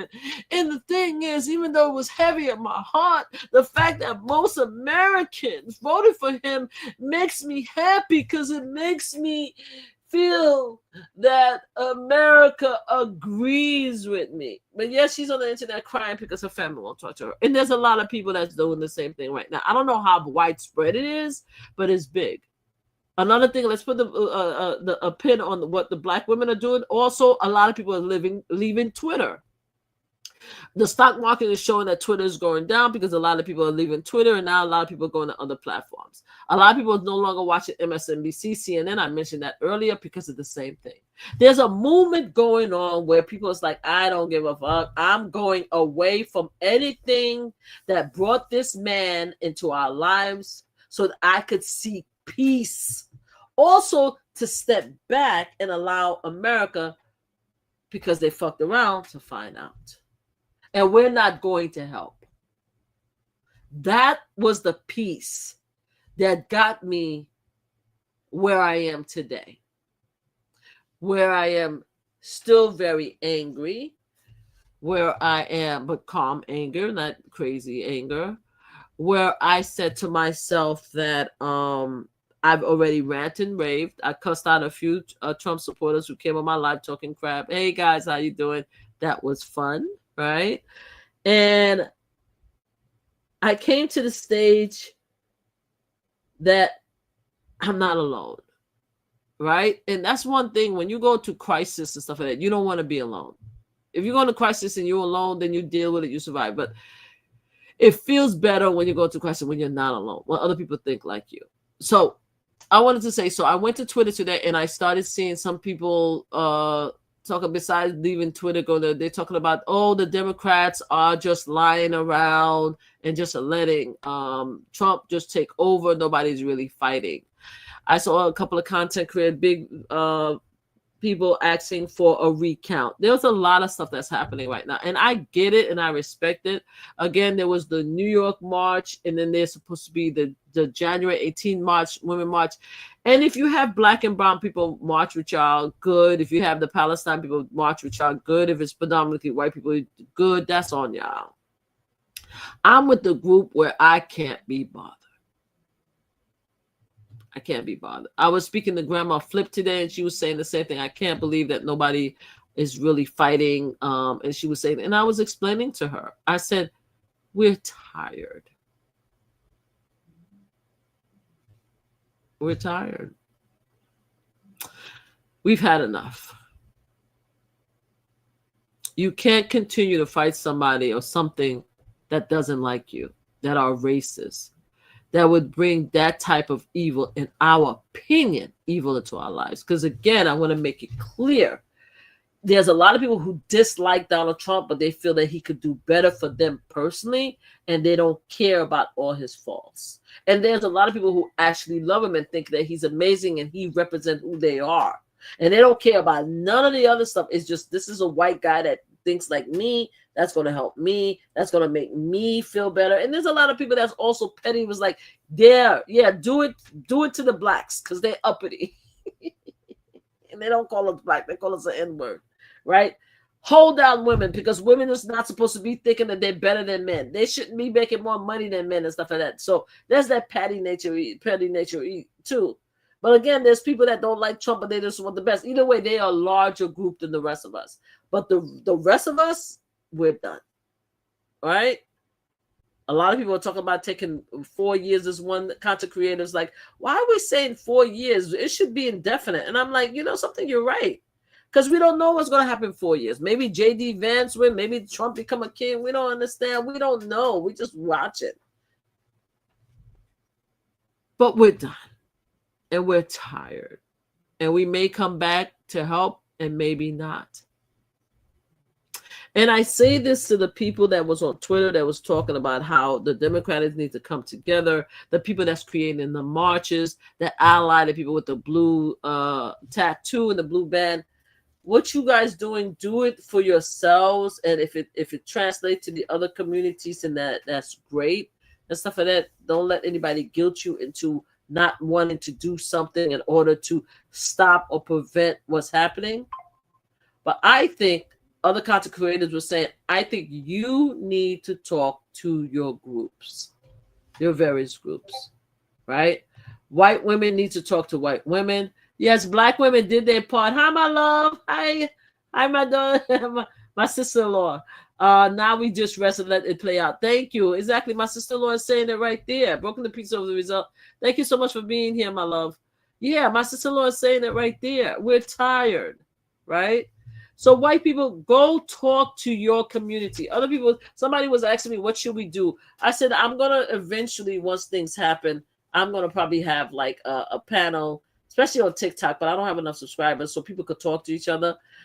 There's a lot of people that's having these spaces, which is amazing. I want to have a space on Twitter too. But I think most of my stuff is less talking to people and more just capturing everything for history for our children, our future generation. Because another thing about me, I don't know about anybody else, I don't want to talk about it. There's another agreement with me. I don't want to talk about it unless if me and you in the same kind, we believe, especially black women, and we like, look at this shit, look at this fuckery, and we're cursing and we're being real and we having drinks and stuff like that. And no disrespect to my white allies. Of course, I would love to hang out with you guys and have that conversation too. But right now, I just want to be with a group of people who mostly care. And I want you guys, me personally, Marie, want you guys that are my white allies to talk to your counterparts, to figure out why they're so afraid of change, to figure out why they want to why is it they feel it's better for them to get to abuser than anything else. And I don't want to hear about it's the economy, because I think that white and brown and Italian and not Italian and Latinos and stuff, you guys don't like disrespect either. I don't think you guys like to be slapped around either. So either you do Lulu and think that this man is the answer to your every prayer, right? Or you really are racist, and which I think, or you really don't care about anybody else. You lack empathy. You guys need to figure out what your problem is with your own group.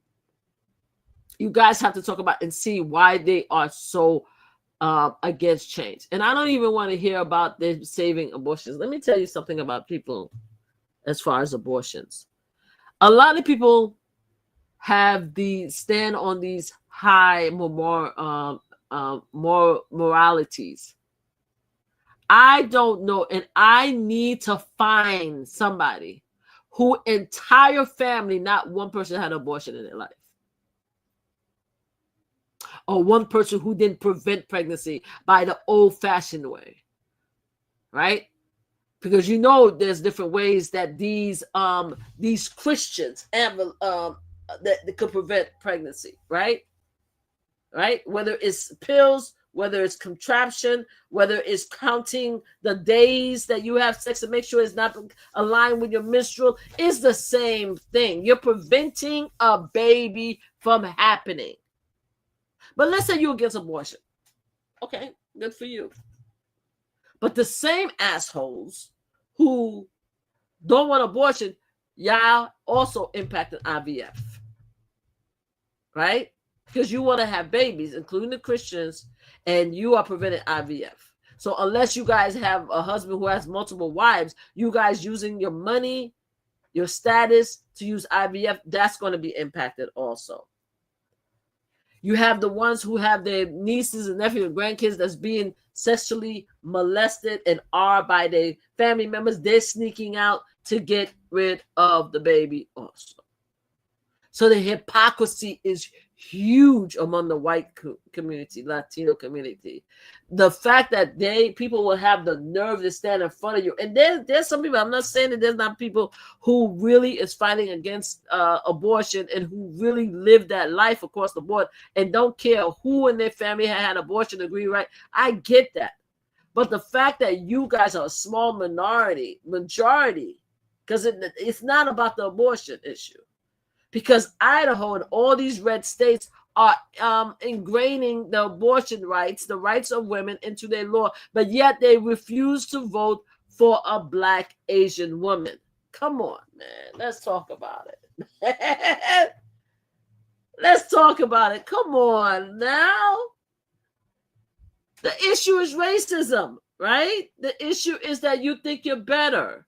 You don't have empathy across the board. And I say it clearly because I'm going to meet a lot of Trump supporters, especially when it comes to slot playing. And if you guys don't want to talk to me or hang out with me and MamaFlip, I'm good. But if I see you, I will give you the respect that is due a professional along the same line as me. And I will give you the respect to not bring up politics. And we might even have a drink and have good times, right? But if I know for a fact that you Trump supporter, you wearing the Trump hat, I'm not going to have nothing to do with you. Don't come to me. Don't say nothing because the energy is going to be hot automatically, right? You see how I'm calm and all of a sudden I get hot just thinking about it? That energy is going to be nasty, right? But let's just say you are a Trump supporter. I have an idea. I think that you're a Trump supporter and you want to have a conversation. I'm not going to talk to you about it. But if you don't have a conversation and we sit around, we're having a good time, we're going to have good times. But in my mind, you're racist. In my mind, I have no respect for you. And you don't have to have any respect for me because I think about your candidate, how I think about your candidate. You may be like, oh, I work with her and talk to her, but she's about some shit. That's on you. Right? But because of all of that, now let's go back forward. Black women are saying we're done. And I'm asking the different community to talk to your people. Talk to your community. Have the conversation. Figure it out. Figure it out. Right? Because a lot of us are taking a rightful break. And a lot of us really, really, and I'm one of them. And here come the petty part. I would love Hakeem Jeffries because I put my name on a statement. I would love Hakeem Jeffries to get the House position. Love it. I support the statement that I wrote. I support him. I would love to see Mike Johnson hand the gavel to Hakeem Jeffries. And if it doesn't happen now, because this is not going to happen, I hope it happens in 2 years. But I really also, in my bitter, petty nature that is inside of me, I want Donald Trump to have everything at his disposal. I want him to have the Senate. I want him to have the House. I want to have the Supreme Court. And I want him to have the White House. I want him to have everything. And a lot of us feel the same way. And this is the glory of being part of that community because I hear it and I see it. And we are all in agreement, which is amazing. It's hard to get a group of people to agree to one thing, right? It's hard. And everyone I've met besides the Trump supporter are in agreement. Even they're on social media and stuff like that. And obviously there's a lot more, hundreds of millions of people that I have never met. But so far the people I'm meeting, we are all in one accord. Let them find out. Because we have nothing we could do about it anyway. And we put our bodies, our minds on the line, and we fought for so many years. You keep fighting for somebody's health, for somebody's safety, and they keep backslapping you and saying that I'm going to continue to go back. I don't need your help. It comes a time when you got to stop. You got to stop for yourself. Hey, Ruth, you got to stop for your mental health. You have to stop. You have to look back and be like, I need to take care of myself now. I need to take care of myself. I need to take care of my family. And F the rest of you guys. You guys have to suffer. And here's another caveat behind being petty, because petty is me all day, every day. I tell people all the time, I said in several lives, I'm not a nice person. A lot of people see me in my life. I do a lot of good things. I'm proud to say I support a lot of people. I do a lot of people. I believe in helping people. I believe in humanity. I believe in creating legacy. I believe in stopping the poor, stopping the pain. I believe in stopping killing. I believe anything that I could make my community better. I believe in that. In other communities, I've fought for a long time. Veterans getting what is due. I believe in a lot of amazing things, and I really, as a person, want to be that person to help, right? But I'm also very petty, and I'm not all that nice. I'm really not. When I think that you continue to do stuff to hurt me and disrespect me, I will step all the way back down and I won't have anything to do with anything. Of course, obviously, I'm still a sucker that if somebody's about to die, I will go help. But what I'm saying is that I'm just not. I'm not without. I'm not forever giving. I'm just not. I'm just deep down. I call it not a nice way. I'm not all the way nice. I'm just not, right? And a lot of people don't feel that way. A lot of people are not nice. So we're petty right now. And we're like, F it. We want Trump to have every single power at his disposal. I said on a previous live that there were times, at least twice or three times, where I helped an immigrant family to not get deported. Yes, I have done that. I'm very lucky in the life that I lived, that I know, not only do I know a lot of people, I know a lot of things about a lot of little things. So I'm able to have a lot of context to help a lot of people. And I've helped a lot of people, believe it or not, in my own small world when I felt that there was injustice. And now I'm not going to do it. If ICE come and want to take away people and send them home, I will stand back and let it happen, especially for my Haitian community. As a Haitian woman, if you voted for Trump, I hope they take you and your entire family back to Haiti. And I mean that on God, as the kids would say. On God, and I will sit back and watch and film it. A Latino family, I believe in that too. Women, if you voted for Trump, I hope that karma visits you. And that the fact is that I don't want nobody to die. When I say that, I'm not that evil where I want somebody to die, but I want it to be painful. I hope I won't even talk about abortion so much because that's somebody could lose their life. But I hope that if your children need free lunches and then they do away with the free lunch and you have to find the money to make a lunch for your kids. I hope if you're a Trump supporter that you need your Social Security check, it gets decreased under Trump. I love the fact that some companies are not giving out Christmas bonuses this year. I love that. I love the fact that family members are standing up to other family members saying, I am done with you. I don't want to see you. I don't want you near my children. I don't want to see anything until at least the next 4 years. We figure it out at the end. Because that's what I'm telling my people. I'm telling my people, you Trump supporters, your family is Trump supporters. And I've had that conversation with a very close friend of mine. I did it myself. I'll see you in 4 years or more. I had that conversation. I did it myself. Right? I have a family who I love very dearly. I've known for 30 years. And I'm still very close with the people that are my girlfriend, Karen, and her husband and children. They think like me, but her extended family, I don't want to see them. And I respectfully said it. And I hope they see it and they stay away from me. Because I know my energy. My energy is going to be even more stink than it was the last time we saw each other. Oh, I think I'm stuck. Am I stuck? No, I'm not. I thought I was stuck in YouTube on Instagram. Right? But I want everything that you're supposed to lose under Trump to happen. And I'm not the only one. A lot of us feel that way. And even though I'm not a nice person, generally, I am a nice person. I don't want nobody to suffer. The real reason is not just to be petty. It's just so that you guys know that it has to impact you directly for you to learn. Because before I mentioned that in the live, I said that I believe a lot of people are racist, but I also believe a lot of people lack empathy unless it directly impacts them. I personally believe that, and I'm sorry that Instagram, it looked like it keeps getting stuck. I'm sorry about that. I personally believe that America is only going to learn if it impacts them directly. I personally believe that.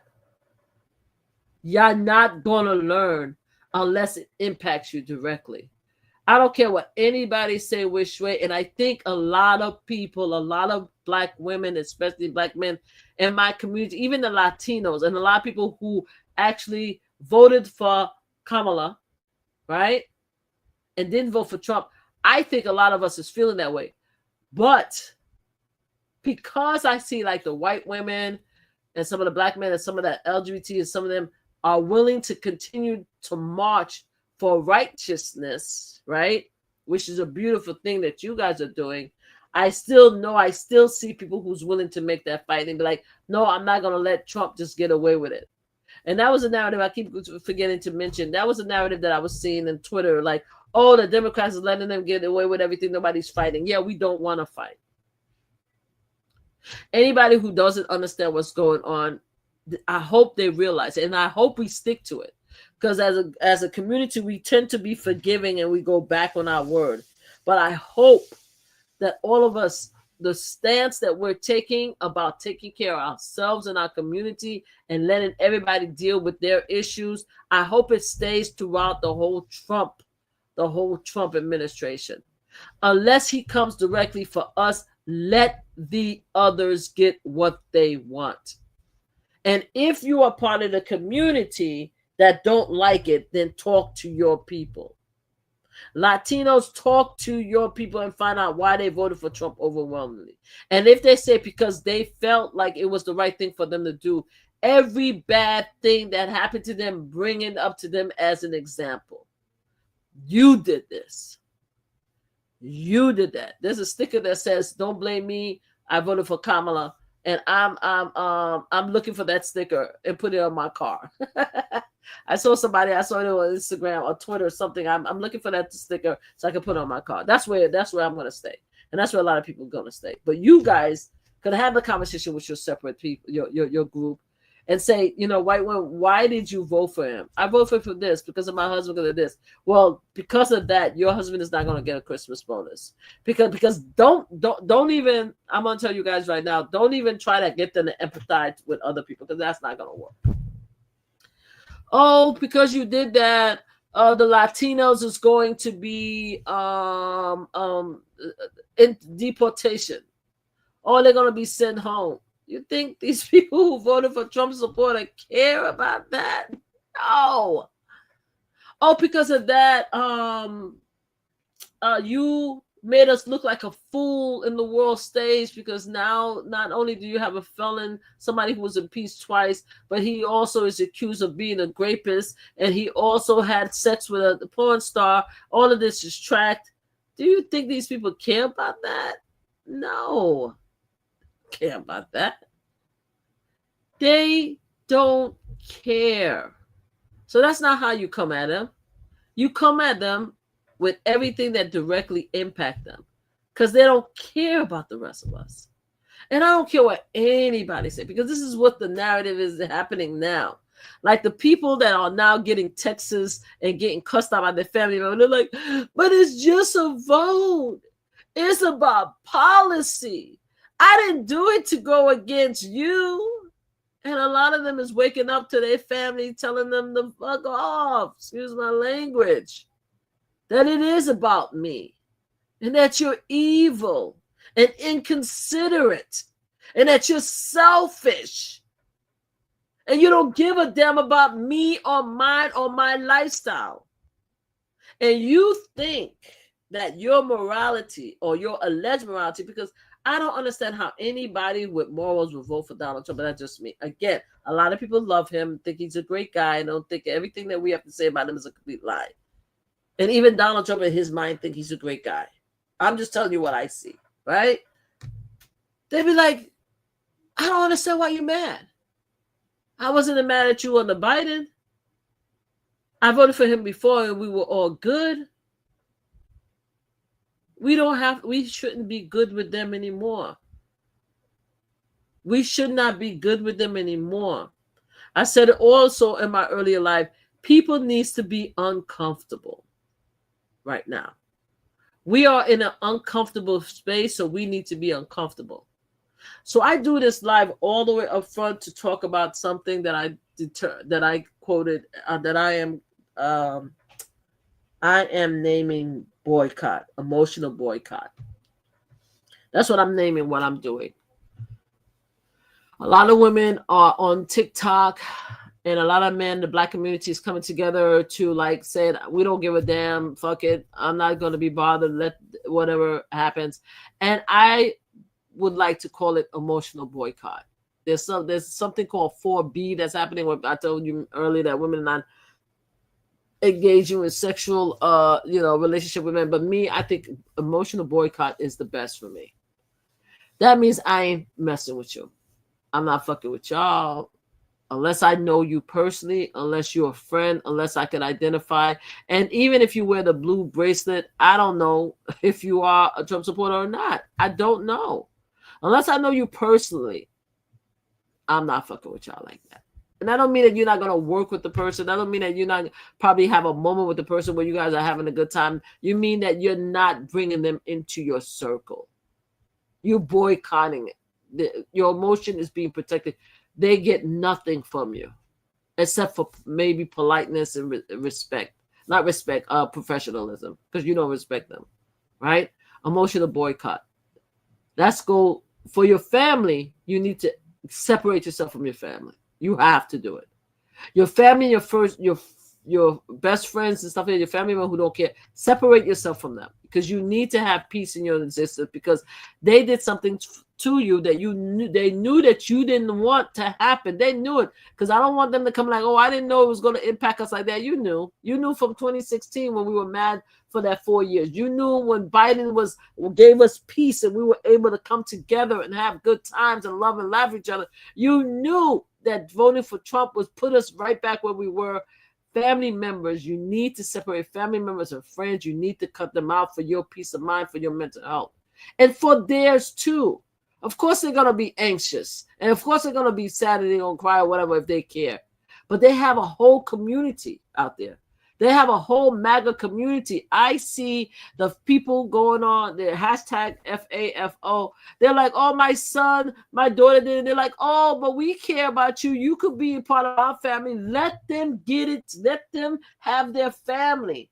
Let them have their mental space, because you're doing them a favor too, as well as yourself, because you don't want to deal with their bullshit. So let them go and have that space. Let us create our own community and be at peace, because their mental health is important to them. Our mental health is important to them. Separate and split. Emotional boycott. I also want to do that with the celebrities. We have to do it with the celebrities. The latest celebrity I heard now that is a Trump supporter, which I didn't know, was Ray J. We need to emotionally boycott these people. We need to stop supporting them in any which way. Ray J just came. I saw Ray J. I didn't even know that Ray J supported Trump until I saw that Ray J came on live and said that somebody almost shot him. Let me see if I can bring this up real quick. Give me a second. Hold on. Ray J said he almost got shot. Let's see. Ray J alleges. Video. Let me see if I can bring this up. Hold on. I want to see if I can bring it up, guys. Here we go. And before I bring it up, I'm going to have to share this, because, give me 1 second, guys. I have to share the copyright disclaimer. Y'all guys can have a chance to see it, but most likely what YouTube is going to force me to take this part out, but I want you guys to see it anyway. And if you guys don't see it, and YouTube forced me to take it out, please go look for it yourselves, right? Hey, Godhead Lux, how are you? Thank you for being here. Please like, subscribe, and share my channel. I really appreciate you for being here. And that is on YouTube, because I don't know why a lot of people are not seeing my YouTube, and I definitely don't see the Trump supporters there. I don't know if you are, but So this is the I'm using everything based on Copyright Act 1976 in order to have a discussion, scholarship, research, etc., etc. You see it. So now all of a sudden I didn't even know he was a Trump supporter. I was going in there looking for something, and I saw that that Ray J is alleging that he got shot. So here we go, right? Here we go. It's just tried to shoot me and tried to kill me, and you want me to apologize? F you. All right, so that's Ray J, right? I don't know Ray J. I personally don't know Ray J, but Ray J is connected somehow to me, right? So obviously I'm gonna be like, what the hell happened? So I go on Instagram, and everybody on Instagram was like, don't come to us, go to Trump. Oh my God. That's how I found out. That's how I found out. Go down to Instagram and you see everybody like, it's not my problem. Go talk to Trump. Go to MAGA. Why are you coming with us with that? And I'm like, yo, black people, we are showing our entire behind. And I'm loving that for him. Waka Flocka, his concert got canceled the other day. I'm loving that for him, right? Tasha K lost followers. I'm loving that for all of them. I'm loving it for them. Now, a large amount of our community is not, because remember, 92% of black women and 80% of black men voted for Kamala, right? We need to do more of that as a community and start emotionally boycotting these people and also not supporting them, for them to learn, for them to understand and feel what we are feeling, because they don't have empathy. I honestly, in my heart, believe that Ray J, by supporting Donald Trump, Waka Flocka, by supporting Donald Trump, that crazy girl, I don't know why I keep forgetting her name. She did the slut walk. Let me find her name. Slut walk, hip hop artist. What the hell is that crazy girl name? Amber Rose. Thank you. We need to emotionally block all of them. They have a whole MAGA community they could go to. They have 8% black women, 20% black men, and all the other community that could bring them together and show them the love and the space and the energy they need. If, as black and brown people, we continue to support emotionally these people, they will never learn what we mean by stop the fuckery. Excuse my language, you two. They will think they can get away with it. They think it's okay because we're not going to do nothing about it. That's what they think. Amber Rose, thank you so much. Made it call. I found her.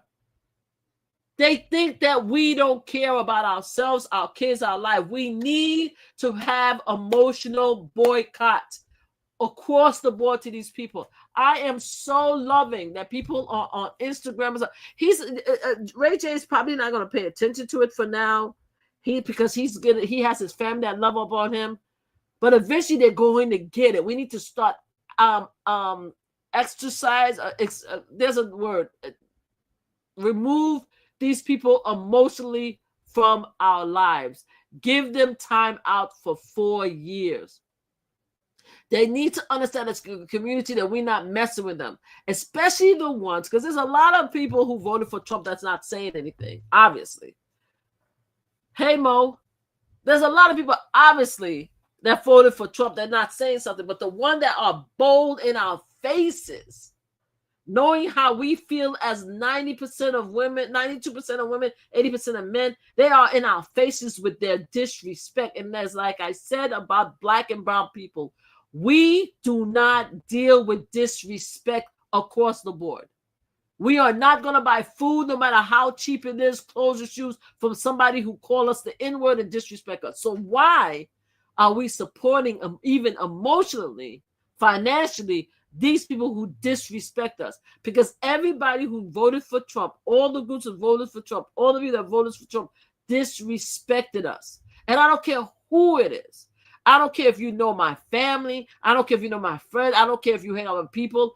I personally tell you, that's why we should never meet and talk, that you are a racist, in my opinion. That you lack empathy, in my opinion.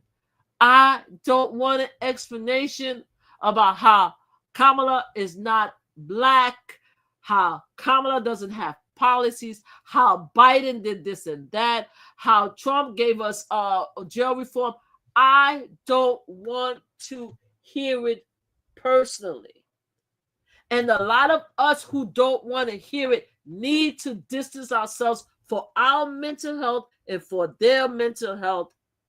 We need to distance ourselves from them and not even have a discussion. about it. Because it happened twice. It didn't happen once. It happened twice. Actually, technically it happened 3 times because most of them voted for him in 2016. They voted for him in 2020. We barely won that and they voted for him. So that's 3 times. First time fool me, second time fool you, third time whatever. You know that terminology, 3 fools. I don't even feel like looking it up. You guys know what terminology. Mostly boycott them. Waka Flocka, boycott. Ray J, now I hear Ray J threatening a pastor saying don't put out a interview. He said because it made him look bad. Amoroso, boycott. Everyone, Nicole's with S with the pussycat doll, boycott. The football players, boycott. And I'm not saying that. Obviously, I'm not crazy enough to say that. Okay, let's say all of them is at a concert together. Waka Flocka have a big concert and other people are there and you're not gonna go. I'm not even going that far.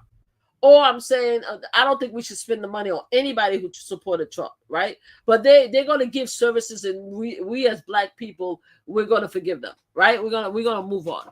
But I'm saying if they need something from you, don't give it to them. Just don't. Don't give them the energy. If they're getting hurt, you don't want nobody want Ray J to get hurt. But it's not my business, not my problem. That's emotional boycott. Emotional boycott means that if they provide you a service, you say thank you. If you have to work with them, then you said you be professional, you be respectful. But they don't need to have any emotion for you. You don't need to go out your way. You don't need to feel empathy. You don't need to do nothing. You don't need to try to stop ICE from you don't need to harass the pastor, right? Which I don't think anybody doing, because Ray J said, I don't want this pastor to put out this interview. You don't need to do any of that. Tell them to go to MAGA. This has nothing to do with us, my homie. Go to your people. You have a whole community to support you. We're not messing with you like that. I'm not giving. There's a video I saw. This girl. If I could find it, I would play it on TikTok. Oh my God! Did I follow her? Let me see if I pissed. This one touched me so much. I wish I could. I'm gonna look for it so you guys could see the kind of the time I'm on. I hope I reposted it. Let me see. I'm looking for it right now, guys. Give me one. Hold on. Let me mute this. I hope I reposted it. Let me see. I'm gonna see a friend. Let me see if I can find this person. Oh my God, I love this. I love this, what she did so much. I hope I can find it so I can share it so you guys could see it. You guys, we don't need to give them anything at all. There is no reason for us to stress ourselves for these people who don't care about us. That don't mean that you wishing them harm. That's not what I'm saying. If they are family and friends and you want to give them a little attention, that's fine. All you have to do is be professional, respectful, and say thank you, but keep everything else to yourself. Separate from these people, because let me tell you, it's going to be better for your mental health and it's going to be better for theirs. You don't need to have a conversation with these people to have them explain to you why they voted for Donald Trump. You really don't. Because guess what? There's nothing they're going to be able to say to you to justify it. Economy is not the answer. We already talked about that already. Economy is not the answer. Abortion right is not the answer. Because if you are a Christian, and I'm talking to my Christian, and I know that some of my Christian people is not going to like what I'm going to say. There are some people who thinks that I'm Christian and I'm not. And there's some people who I really care about in the gun violence movement that have been trying to get me to sign up to be a Christian and the blood of Christ and et cetera, my soul is going to be saved. And I have my own opinion about who God is, what God is about. They don't agree with me, whatever. God bless them, blessing. Because I do believe in God. I just don't believe in Christian. I've always had a very harsh feeling when it comes to Christians. I've always felt that a lot of Christians were fake. And that's all due respect to the Christians that I know that I've worked with throughout the years. My problem with Christianity, I think a lot of Christians are fake. You go to church and you preach this high horse, this morality, and yet you treat people outside of your church as if they're beneath you. Like you don't have any, the way you talk to people, not even the way you talk to people. I'm not even on that, because I talk to people like shit too. I don't even care about that. That keep it real. It's just that some of the stuff that Christians do is hypocritical. That's one. But I think with me and this has nothing to do with them, it's just me as a person. When I lost my nephew Nicky, in Iraq, I was very, very, very angry at God. I was very angry at God because he got killed 2 days before his birthday. That was the first big killing in my family, and it broke me because it broke his mother, who I love dearly. Like, his mother is like my sister. She is my sister. She's my sister-in-law. But she's the kindest, most wonderful woman I've ever met in my whole life. And the fact that she lost her son the way she did devastated me. I didn't speak to God. I didn't go to church. I didn't even go to funerals for 5 years after that because I couldn't deal with it. So I was angry with God because of that. And that was really what started it. And then I started looking around, and it used to make me crazy when they used to pray and said, it's God's will and all stuff, and I'm like, what the fuck? Y'all saying that is making me crazy. It's not God's will. What the fuck? Tell me it's the devil, but don't tell me it's God. So that was one thing too that used to make me crazy.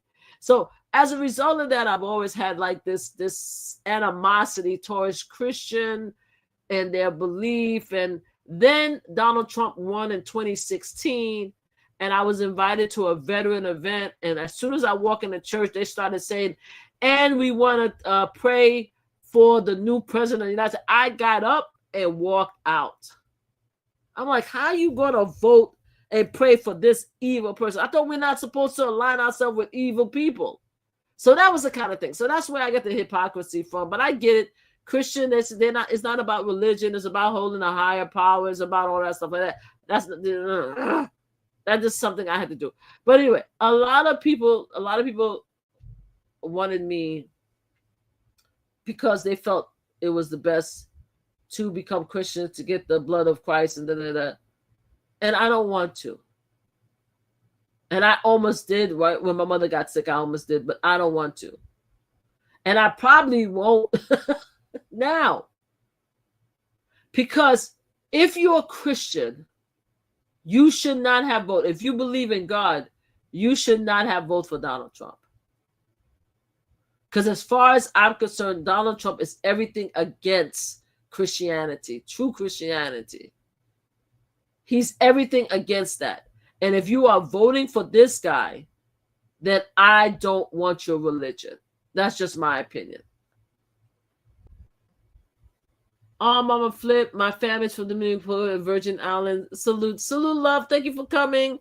Moken Friend Podcast. Thank you for being here. Thank you, everybody. By the way, thank you, everybody, for being here and listening to me and stuff like that, and having the discussions and stuff like that. If you have any questions, you could come back. You could say it. I'm still looking for, when I'm talking to you, I'm still looking for that video that says it all. I've seen it today. I'm hoping I could find it again. It was an amazing video. I'm hoping that I could find it to show you how I feel about it, how I actually feel. Like this video really captured everything for me, right? So let's go back. I was talking about Christianity, but let's go back to the original thing. I want everyone, whatever your religion is, I want everyone to understand and realize where we are right now. We have to understand and realize where we are right now. We are in a bad place. And nothing, whether it's religion, whether it's anything else, should push us back into having an emotional relationship with people who don't care about you. Boycott these people emotionally. Boycott people that are in the celebrity, that are celebrities emotionally. It's going to take them to get it, but they have to get it. And I'm going to say it very clearly. I'm not trying to say it just to be mean, but I'm saying it because they will not understand the pain that they added to our lives until they feel it themselves. They're not. There's no way, I promise you, there's no way to talk to any of these people for them to come and say, hey, I get what you're going through. They don't understand it. Even if they're saying it, they're lying. They're lying to themselves and they're lying to you, because they would never have voted for Donald Trump. They would never have voted for Donald Trump. Because if you're not going to take disrespect from the corner guy, especially my black brothers who wants to justify voting for Donald Trump, if you ain't going to take somebody in the next corner disrespecting you and yours, yet you're going to vote for Donald Trump, come on, man, there's something lacking. You're lacking empathy. You're lacking something that makes you think, that makes you feel for the plight of others. You just don't have it, my dear. And if they don't have it, guess what you have to do? You have to separate yourself. Because if you don't separate themselves, if you don't give them the cold shoulder, if you don't show them that you mean business, then this will always continue to happen and we will never be able to advance ourselves. I promise you that. I see absolutely no benefit to having Donald Trump in office except to teach the United States a lesson. That's the only benefit. And I said, I was joking in my last two live, but it's half joke, half real. If I turn around, my mission under Donald Trump is to get rich. Next 4 years, I'm concentrating in getting rich. I'm not concentrating on just making money. And I'm not talking about in a bad underhand way and stuff like that where I can have issues at work. I'm talking about using every opportunity that I can to make some money under Donald Trump. Hopefully through playing slots. I hope he does something about the taxes, and I hope that impact me, because let me tell you something. All the BS that people keep talking about how Donald Trump saved us taxes, I've paid more on taxes now under the Donald Trump tax bill than I ever did under any Democratic. I do. I promise you. Donald Trump didn't save me shit. He caused me to pay more taxes. Taxes I never had to pay. I had to pay because of Donald Trump. Because of his giving the damn to the rich. So we have to decide this is what we're going to do. And I appreciate the fact that the women, the people on TikTok are already doing it. And the most important thing is that they're doing this to save ourselves. People are really coming together right now, and I hope it sticks. Because you know how black people are. We are forgiving. We might just forget and decide, they had enough. We're going to talk to the family. We're going to go to Thanksgiving. We're going to allow them to tell us or guilt us into thinking that, hey, come on now. We don't want to do that. We are family. I love you. I didn't do this to hurt you. I really didn't. It was just a policy. The policy is not impacting you. I really love you and I really respect you. And Donald Trump is not like that. Donald Trump, it was so funny. I was having a conversation and they were like, oh, Donald Trump has black friends. Racism doesn't mean that you're racist against every single body. Sometimes you have some people that you could deal with, like, you know, because of whatever their status is, whatever they, for example, if you're filthy rich. Well, I could go with that back to slavery. You had the kitchen slave and you had the field slave. Most of the time, the kitchen slave or the people that worked at the house, you know who they were? They were the daughters and children of the slave masters. Right? And most of the time, in their own weird, sick way, they loved those children. If they didn't love them, they didn't think about them the same way as the other people that's out there. Right? So you tell me, if they keep their kids close to them, right? They gave them better food. They took better care of them. But then they treated the slave outside the worst, right? Treated like garbage. Aren't they racist? Don't they hate the community that they enslave? Weren't they selective with their favors and their love? Come on now, guys. Come on. I hate when people try to tell me, explain to me how Donald Trump cannot be racist and stuff like that. How black people cannot be racist. Or how Latino cannot be racist. Come on. Racism is a broad term. In my opinion, racism means that you think you're better than anybody else. Now, there were some people that told me, like, wait a minute, Marie, especially the last time. There was this one advocate friend that I absolutely love, and she was adamant. She was adamant, like, hey, even though my daughter voted for Trump, she's not racist. I swear to you, Marie, she's not racist. I know my daughter in my heart. She's not racist. She's a good person. She never thought anything about race. It's just that she thinks she doesn't know, blah, blah, blah, blah, blah. I personally, I'm going to stand on it, and a lot of people are going to stand on it, going to say that she's racist. However, I did give her some grace, and I said, okay, you don't have to believe that she's racist. As far as I'm concerned, she's racist. You don't have to be. We could have a discussion and say, okay, she didn't know any better or she lacked empathy, right? We could talk about that. I'm willing to give you that grace if that's what you want, right? And I'm willing to give that to anybody. I'm willing to say, okay, fine. But no, that was in 2016. There's no more grace when it comes to what y'all did with Donald Trump this time. There's no explanation. Not with that person, not with how he is and all the stuff that we know about him. There's just isn't.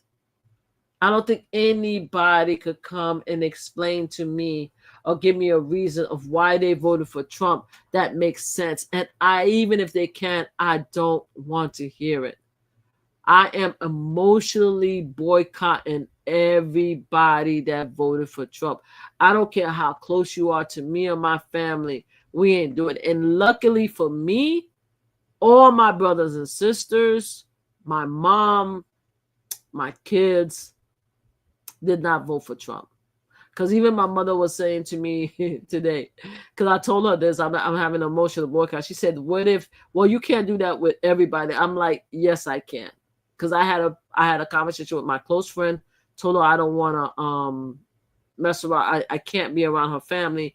And I said, even if it was my personal family and my children, I would distance myself from them. We would have to take a break from each other, respectfully. We would just have to do it. And again, I will explain why I say that. It's not only to be petty, because I am petty. It's because the energy that I'm going to give you is going to impact my mental health, and it's going to impact your mental health. I don't want to mess with anybody who voted for Trump. Don't want to do that. I don't want to do that. I can't do it. I don't want to do it, and I don't have to do it. That's the point. None of us have to care about anybody who don't care about us. And anybody who voted for Trump do not care about us. They don't. But that's just me. And that's a lot of people that I saw on TikTok and a lot of people that I see on social media. They agree with me, and I appreciate that. But I want us to hold steady on that. I don't want anybody going back on that. Everybody needs to be able to identify who their allies are. I don't know how you're going to do it, because a lot of people now are worried because they're worried that the people who voted for Trump, there's so many of them, you don't even know who they are, because eventually they're going to get smart, if they haven't gotten smart already, to not say they voted for Trump. Eventually they're going to be smart. They'll be like, yeah, I ain't vote for him. No, hell no, I'm part of you. You could not, everybody could be part of us because too many people out there voted for him, right? So you gotta need to figure out who these people are. And I wish you all the luck in the world, because I don't know how to figure that out. I really don't. I don't know how to figure out who are Trump supporters. I don't know. And I think the only way to be able to be at peace with yourself and to hold yourself in check is to not engage with them at all. Emotional boycott. Make sure that you know that the people that you're talking to, right, are either your ally, and you know for a fact you could do researches and stuff like that, or if you have to talk to them and work with them, right? Because obviously we do. I mean, we in a community, right? That you are professional, respectful, but don't include them in your inner circle. And if they have problems or issues, let them figure it out on their own. Let them figure out on their own, because I promise you, they will. They will figure out on their own. I promise you. I'm seeing a lot of people supposed to be trying to come into the United States now before January 21st. I'm seeing a lot of people. I'm looking at TikTok and I'm still looking at it. I see a lot of people trying to come into the United States now before the place closed down. I see that a lot of people are saying that Donald Trump, once he won, he's going to end the Russia and Ukraine war within 24 hours that he won. The Ukraine president saying, nope, I'm not ready to do that. I heard that Donald Trump called Russia and asked Donald Trump to not rev up the issues with Ukraine, and then the state media showed the naked body of Melania all over Russia. They are out of line. I hear that different people are different UN representative from different country are disrespecting Trump and calling him name. Oh, we are a big joke. But we as a community come together and have some pride too and say we're not for this ish. We're not for this shit at all. We don't have to support any of them. We really don't. We don't have to support them. We don't have to have them in our lives like that. You know how it is, especially women. I think I talked about it the other day. I stopped talking to people. I talk about my boss who I stopped talking for 3 months. I've done that several times in my existence. I stopped talking to them. That don't mean that you don't engage, and that don't mean that you don't do the job. You just don't have nothing to say except for yes, sir, no, sir. There's no hee hi and stuff like that, smiling and stuff like that. And I know there's going to be a lot of situations where people are going to be talking about how you creating a hostile work environment. No, that's not true. You don't have to create a hostile work environment. You could be bare minimum. Keep it straight.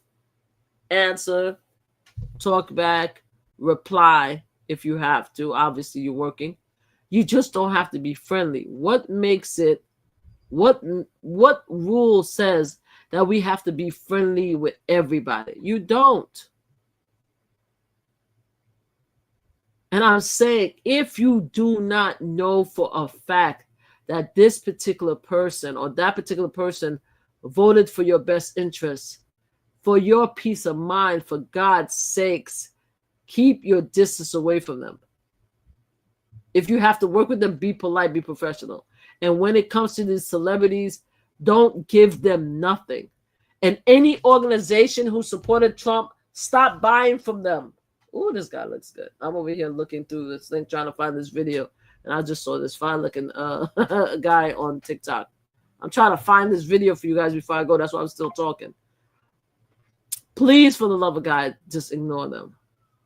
And if you know that they're a Trump supporter and they need support and they need help, tell them to go to MAGA.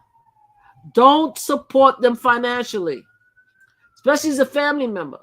There's a lot of these damn people that out here that act like they're doing the best thing for themselves, and their liberal and Democratic family has been paying for them all the time. Stop paying for mom and dad. At the end of the day, the reason why we're doing it is in order for them to feel the impact of what they did. Because even a racist or someone who is not who doesn't care about others, once they feel the blow, I promise you, once they feel it, that's when they're going to make changes. Until they feel it, they will not make any change whatsoever, and we will continuously find ourselves in the same position that we are in. I promise you. So please, especially my black women and men, please, for the love of God, let's keep it. Let's keep the same energy that we're doing. Let's keep the same energy. Let's make sure that everybody understand what they did. And if you're MAGA to MAGA and you love what happened, then create that community among yourselves and leave the rest of us alone. Don't be butthurt. I'm former Marine. Don't be on Twitter saying why people ain't fighting. Don't be guilting people, especially the Palestine protesters, or how we supported black people and now they don't want to support us. No, we don't. We don't. Many of us don't. We don't. I don't want nobody to die either. But Jesus is what you voted for. And you're never going to, I promise you, they will never learn. That's human nature. Until we take a stand and we say, fuck it. We have to take that stance. And I'm hoping, praying that we stick to it. Whether it's 4 years or more. If the world is coming to an end and we have to reunite, then that's it. To save humanity, okay. Other than that, we mind our business. Because let me tell you something, he's going to get away with everything. He's not going to serve one time in jail. I kind of feel sorry for Gene.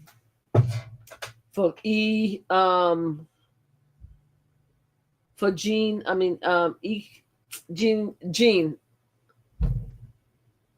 I feel sorry for her. I don't think she's ever going to get that $52 million. I'm almost sure that if you don't have a state case, I'm almost sure that Trump is going to start pardoning everybody right away. I'm waiting for him to pardon the Proud Boys and the other group. I'm waiting for that. And while I'm watching the video and I'm telling everybody to have emotionally boycott all these people, I want to tell the other side, the MAGA side, there's a lot of nonsense happening. These texts that's being shared, sent around, the slavery emails, the disrespect. I promise you, MAGA, whatever energy you feel that you have, that you think that you're better than the rest of us, and you're going to show us your ass. I'm telling you, especially to your little kids that's going to school, I'm saying black people is not the 1800s. Y'all gonna get hurt. Whatever disrespect that you feel that you need to put out there, I'm saying to y'all, I'm saying to whoever it is that MAGA, y'all think y'all the shit. I mean, because it happens even in the blue states. Y'all think that y'all voted for Trump. Trump was the man. Don't let, like somebody said, don't let that vote. Don't let Trump being in office cause you to fuck around and find out. Be respectful. Give us our space. Don't talk to us if we don't want to talk to you. Enjoy your win with your own people, your like-minded people. We don't owe you nothing. The Democrats, political leaders that's online, that's talking about the Democrats need to come together and fight. No. We don't owe you nothing. The celebrities, artists who voted for Donald Trump, we don't owe you nothing. I actually brought up, I'm looking for this and then I'm going to stop looking for it. I actually brought up an email. A story. I wanted to see who voted for Donald Trump so that we could know. We already know, Kid Rock and all that stuff. We already know that. Oh, I haven't heard about Chachi for a long time. Why haven't him and his wife? I'm surprised they're not out there. They're probably going to celebrate. I think they learned from the last time, but they'll be back. They'll be back. But I was looking to see which celebrity supported Donald Trump. Right? Let's see some of the celebrities that supported Donald Trump just for the hell of it. I couldn't find that video. I wish I could find that video that I really want to show you guys. But I can't seem to find it. I'll try it one more time before I end this. Hold on. Hello? Hello? Why is this not showing?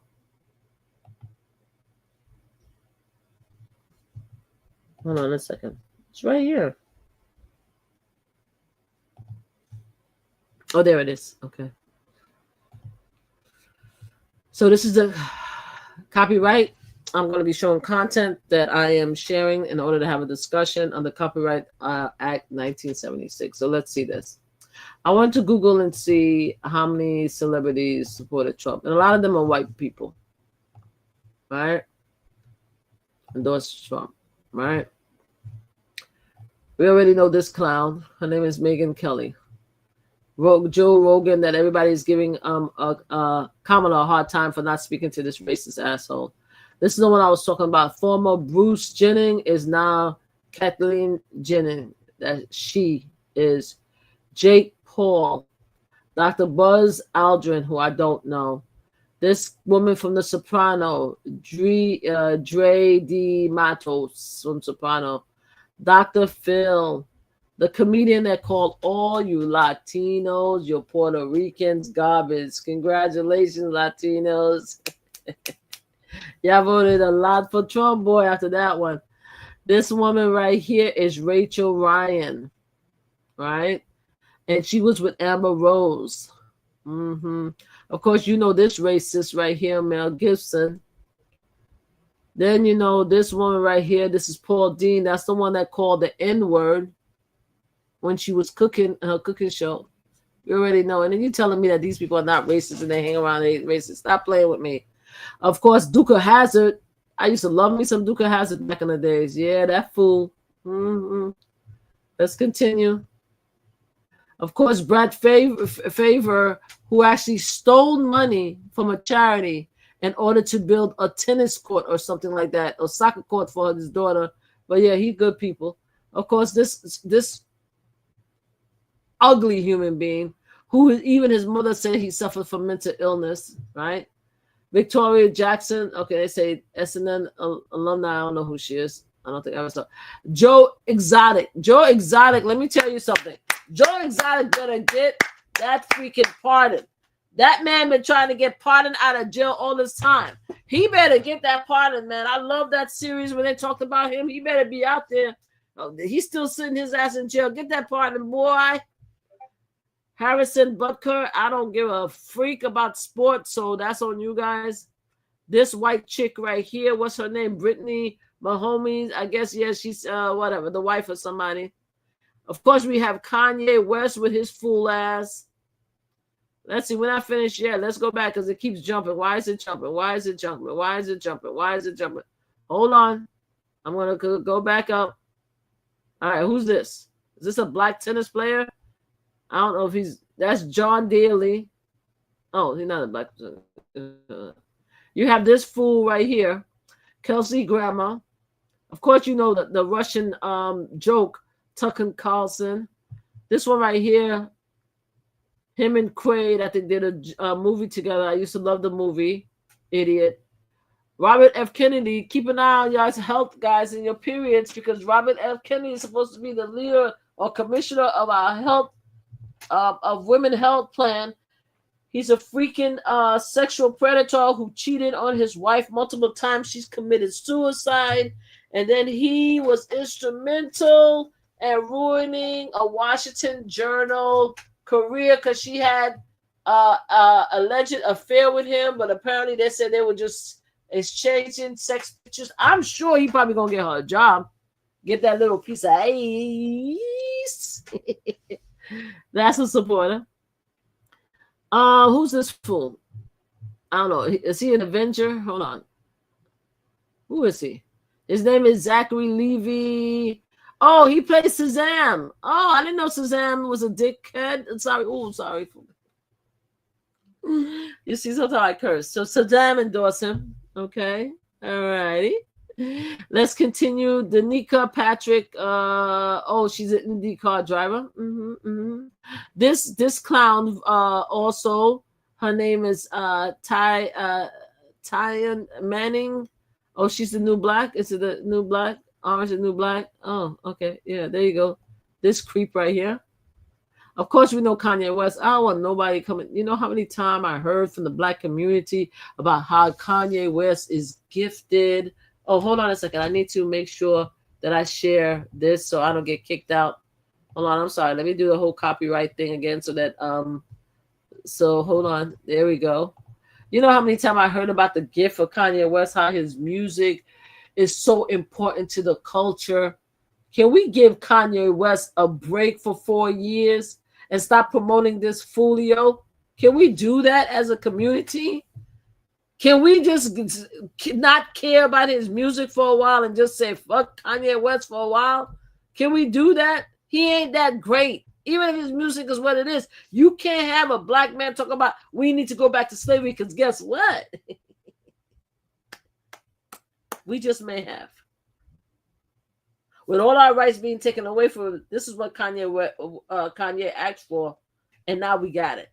So can we please give him a pass, a break? Thank you.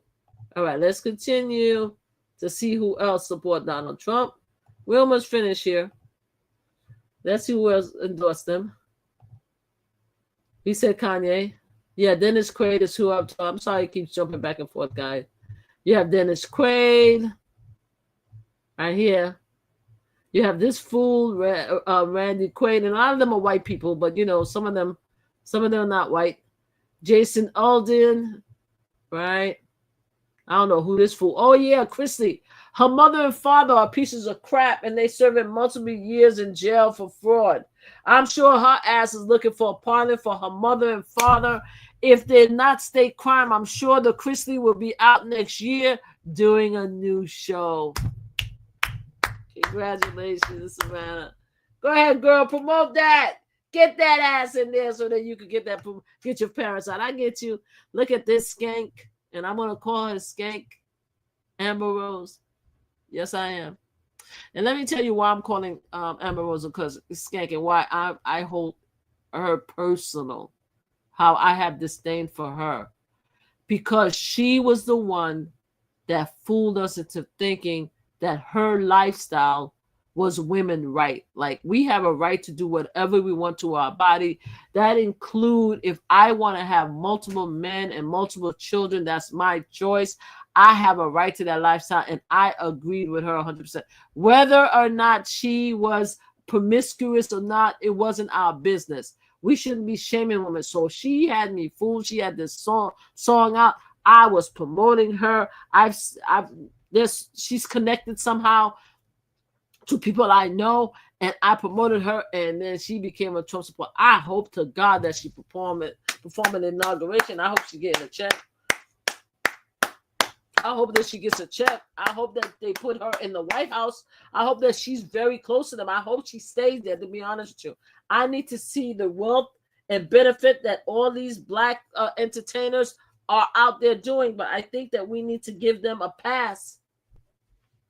They need to create a whole world with MAGA. That's what I think. That's my opinion. So you have Amber Rose. Who's this clown right here? Oh, Kodak Black. Oh. Well, Kodak Black got pardoned by Donald Trump with the help, I think, of Kim Kardashian. That's it. That's his boy. You go ahead, Kodak Black. Support that black man. Tell me how you make out at the end of the day. Because let me tell you something. If I'm using the slavery analogy, some of them going to be the kitchen slave next to the masters, kissing up and having all the best food, and the rest of us going to be the yard slave, picking cotton. So the kitchen slave, y'all let me know how it work out for y'all, if it works out. Then Dana White, then you have, of course, Russell Crowe. It was because of Russell Crowe that we found out that Tasha K was a Trump supporter. Tasha K is funny for a woman who spent her lifetime discovering stories about other people's relationship, exposing other people's relationship, because she feels that she's morally in a high horse because she has a great marriage and kids and stuff like that, and she's always bringing people in on the show to expose them. She actually support the biggest sexual predator who cheated on every one of his wives. She support him. Go ahead. That's how we found out, because she did something like Russia. Of course. Richard Snyder. Oh, he must be happy. Roseanne Barr. I can't wait. Let me tell you something. There are people in the world that I can't wait. I hope I live long enough to see them go to the next stage of evolution, so they could meet their master. Roseanne Barr is one of them because of her disrespect of Michelle Obama years ago. You think we forget about that? You think we forgot her disrespect of Michelle Obama? Yeah, I can't wait till you go. And that's another thing. There's a lot of good people that's passing away. God rest Candyman Todd, that passed away recently. There's a lot of them that I'm just waiting for them to have their lives completed, have their loved ones surround them, their evil family and friends surround them and give them grace, and for them to move on to the next stage of life. I'm looking forward. She's one of them. The rest of them I don't care too much about, but she's one of them. Kid Rock. I don't know who Little Pump is. That guy. Kevin Sorbo, who always bitching and complaining about how he can't get anything from Hollywood. Chris Jensen. This fool right here, James Wood. Oh, and they keep saying 50 cents also.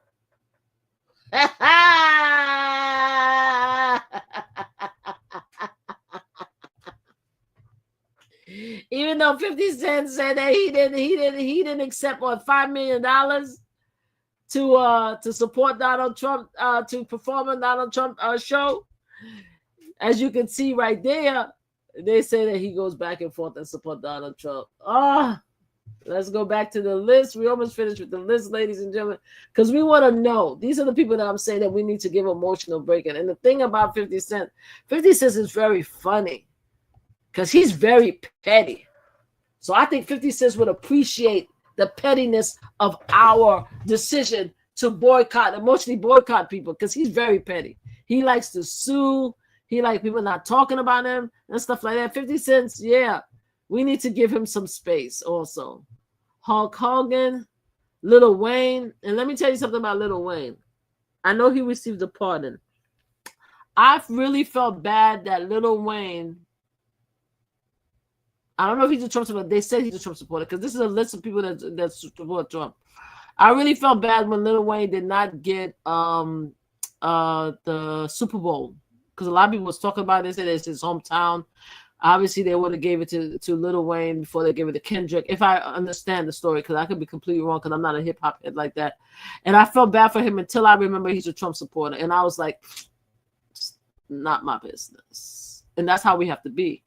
If something happens to them, right, that has anything to do in their life that doesn't benefit them, let them talk to their MAGA people. Because now, if Jay-Z now is a Trump supporter, because we don't know, I don't think he is, because Beyonce was with Kamala the other day. But people, the Democratic wife could be married to a Republican husband. I don't know.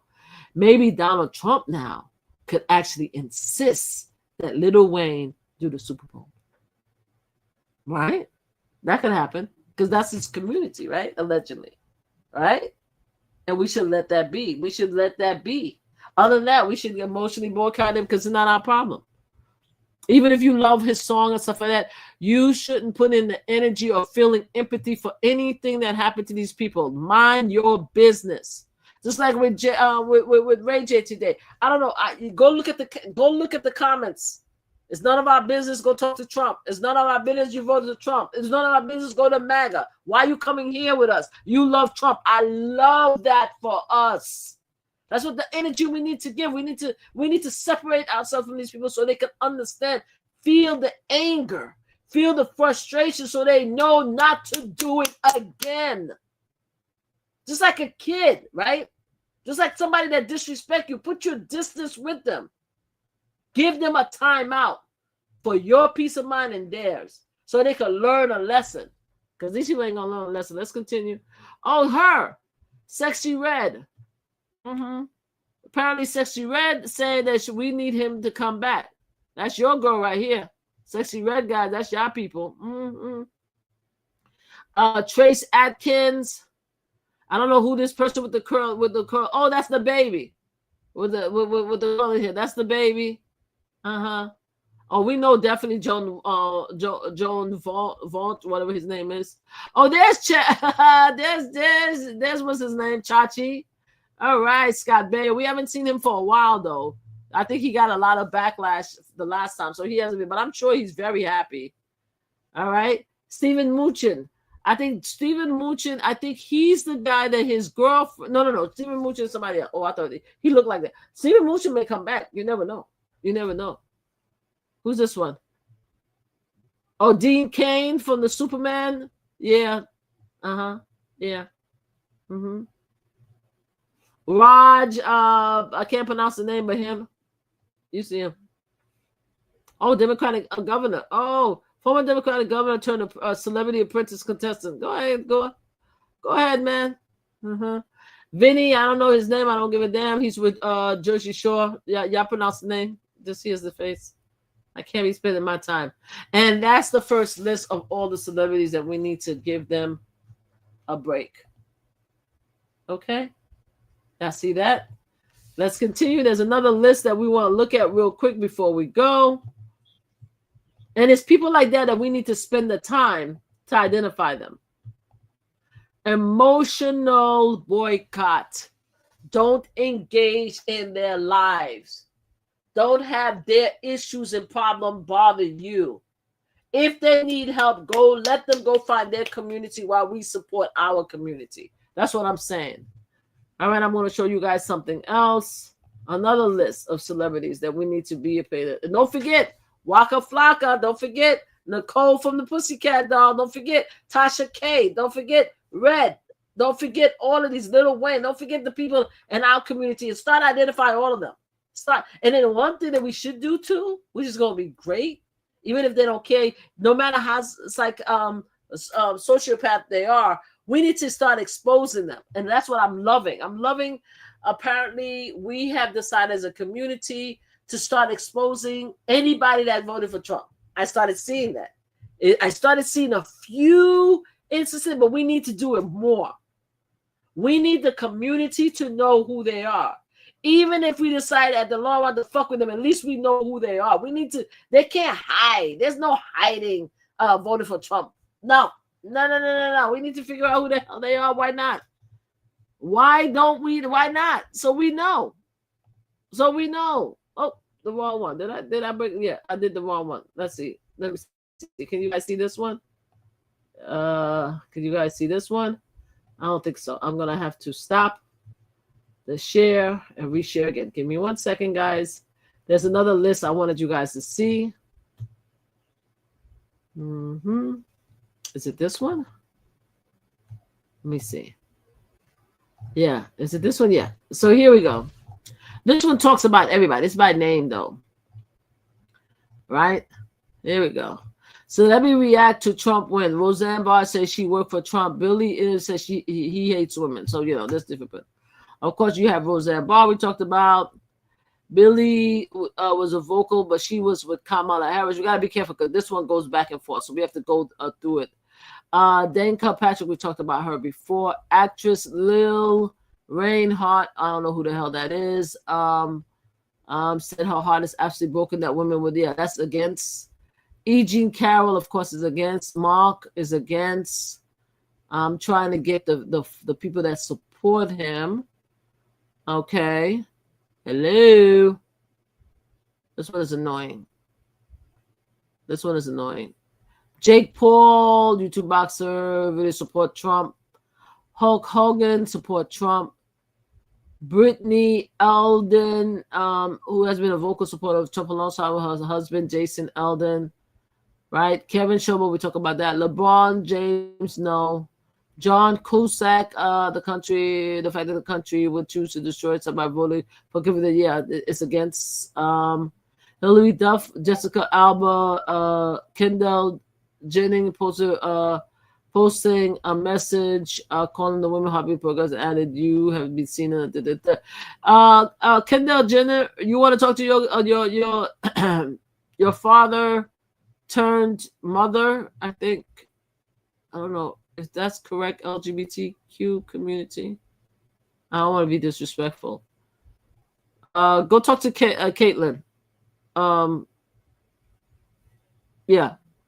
I don't know how we should address when it comes to family members. So anyway, Whoopi Goldberg, Sonny, and Joy, respectfully, profoundly disturbed. Singer Andrew Ariana Grande post she is holding the hand of every person who's feeling miserable. Heaviness 50 Cent, who didn't clearly endorse any candidate ahead of the election, but said that he turned out millions of dollars to perform at Trump Madison Square Garden rally, and the Republican National Convention posted a picture of himself with Trump on Instagram with the caption, I don't care how the fight goes, I'm leaving with the winner. Shit, I still don't know what's going on. Okay, so 50 cents. He would appreciate our pettiness. In fact, I'm going to go look at the Instagram post that he posts so I can say something fucked up under that. Excuse my language. Because, yeah, just because. Kevin McHale posted the Trump victory, Supreme Court gone for the rest of my life, ultra conservative bigotry, yeah, that he's against. Joe Rogan, I don't know who that piece of crap is. Apparently he is one of the top YouTube channel in existence. I wish nothing but bad stuff for Joe Rogan, and I hope that he sees this video, and I hope that he holds it in his heart, and I hope that karma hits him in the ass, because somebody who has a big platform like that could almost single-handedly contribute to the destruction of the United States of America, in my opinion, needs to have every type of karma. And I'm going to put all kind of evil thought on Joe Rogan that I could possibly think of, and anybody who is big enough to support Donald Trump. Him and Elon Musk equally are held responsible, and I hope that he lose everything. That's what I'm hoping for him, and I hope he sees this YouTube, and he could kiss my behind. All right, let's go. Dana White, Barstool Sport founder Dave Portner, a Trump supporter. Daily Jon Stewart is in trouble. Jon Stewart is in freaking trouble. He's in trouble. MSNBC is in trouble. Jon Stewart is a surprise to me. I was happy when he came back because he's a big proponent, big supporter of veterans. If it wasn't for him, veterans wouldn't continue to receive services. They keep trying to cut the VA services, and he's always out there. He's going to have to be out there again because there's something called HR 82 that's trying to take funding away from the disability for veterans. And we got to look at all these bills that GOP is putting out there. My problem with him is that I thought he was funny too, and he was equally funny and making fun of both Biden and no, he was funny with Biden, but I felt that he spent more time in ridiculing Biden and Kamala than he was in Donald Trump. I think by him doing that, he really tilted the scale, and he lost a lot of respect from a lot of people. He really did. Your voice is not there because the media was not did not help with the portrayal of making Donald Trump seem like he was just a regular guy when he was doing a lot of evil stuff.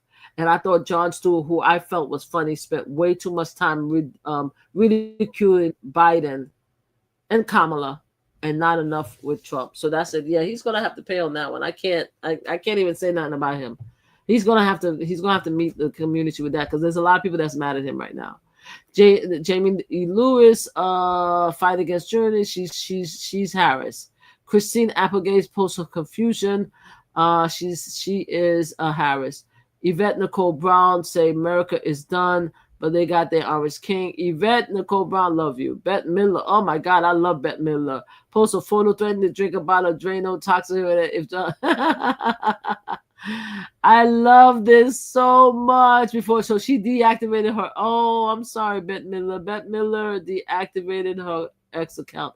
And again, I was telling you guys, a lot of people are deactivating X because it belongs to Elon Musk and going to other platforms. I am going to Blue Skies. Please come and find me. Rapper Cardi B, who a lot of people have, some people, especially some of the content creators, had a nerve to blame Cardi B for her support of her speech with Kamala.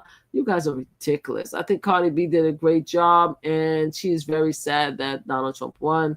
Thank you so much for doing that. Piers Morgan, who supported Trump during much of his first campaign, later said he regretted his strong authority. Only early wins to congratulate Trump and said the winner 70 years. Yeah, Piers Morgan is kissing the entire behind of Donald Trump. Good luck with that. I hope you smell the stench as you kiss his behind. Go ahead, you. Adam McKay, a political satire, don't look up expression frustrating, said it was time to abandon the Democrat. Oh, shut up. Go abandon yourself. I don't even want to read the rest of it. I don't know who he supports. F him. Zachary Levy, who supported Trump, say, okay, good. Billionaires. Okay, there we go. We have the list, right?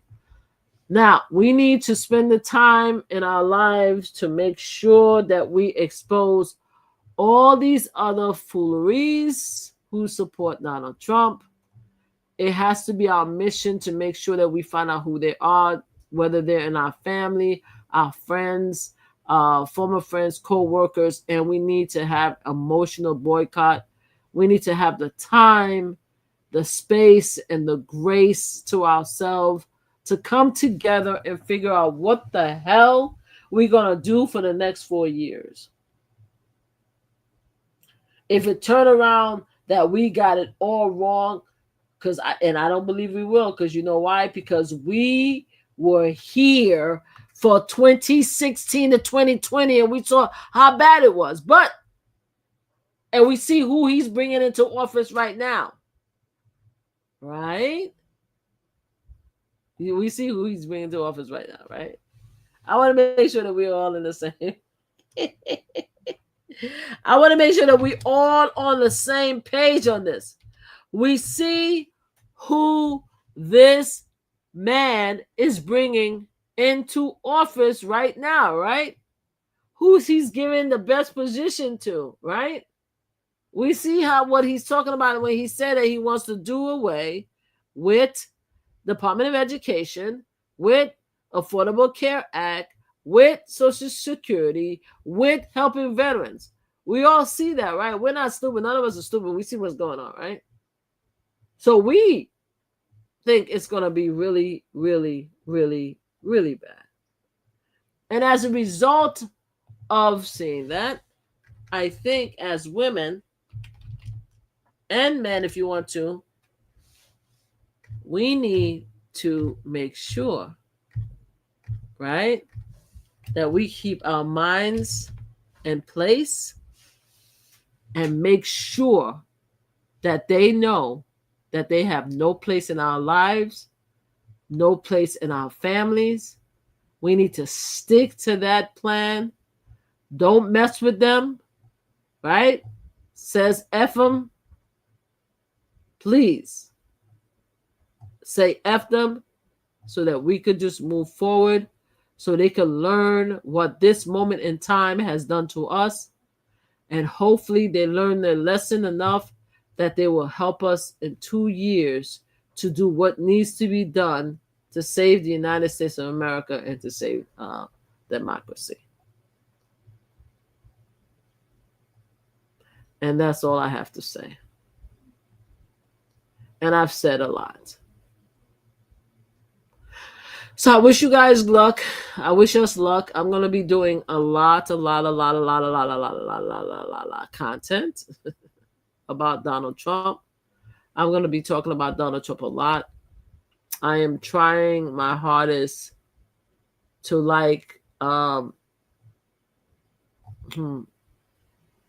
to be respectful-ish.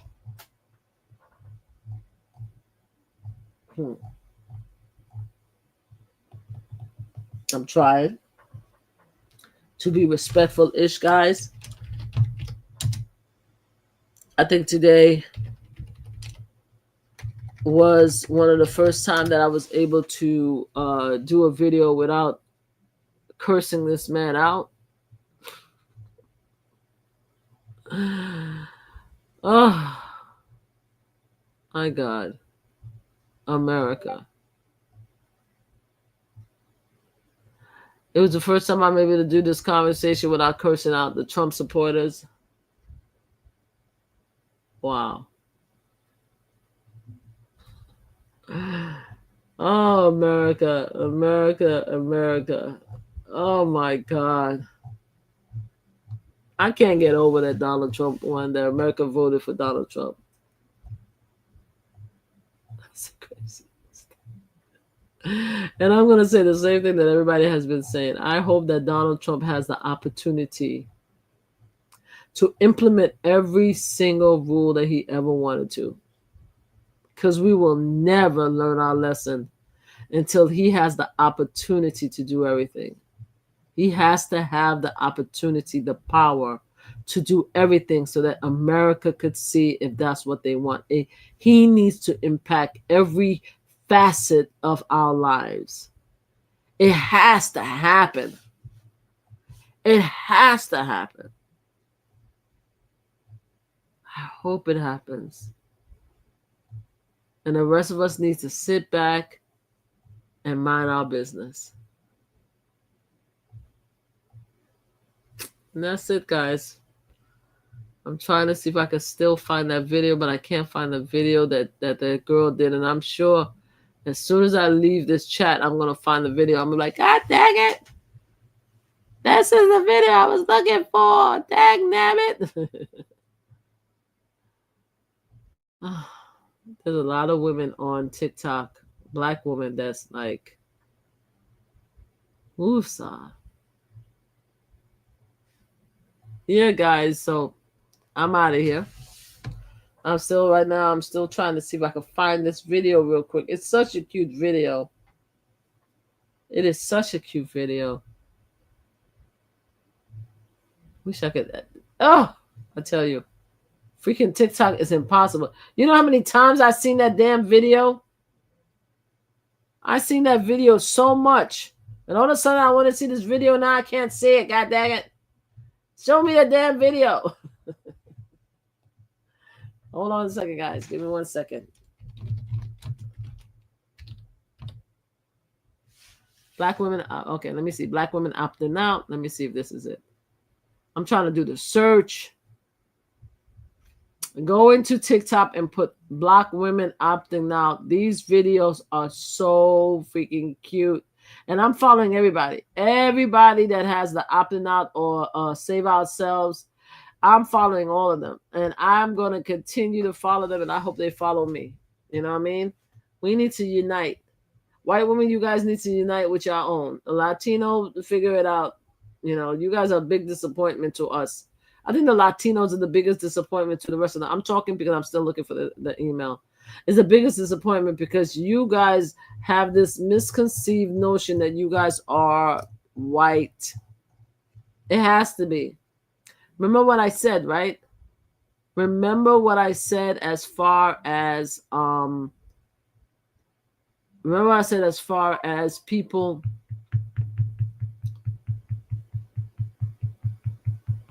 making choices and thinking that things are better for them and not caring about others. I think that's what it is with Latinos. I think Latinos cannot find themselves aligning with black people, so they like bump it.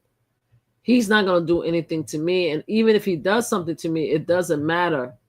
It's not going to be me. It's going to be somebody else. That's how I feel about Latinos. I'm disappointed in you guys, boy. Yeah, I don't give a damn. But anyway, that's not our business. That is not our business, guys. Remember, the people that we need to care about is ourselves, right? We need to make sure that we are good. We make sure that we don't care about anybody else. We need to have emotional boycott. Please, for the love of God, have emotional boycott, and you guys do well, because I cannot find this video that I wanted to show you guys. Yeah, I can't find it. I'm sure as soon as I hang up from you guys, I'm going to be able to find this stupid video. And it's so funny. It is so funny. Let me see if I said, wait a minute.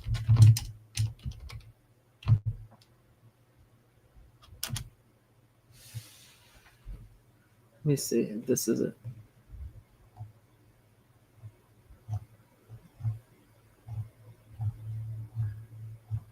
Oh,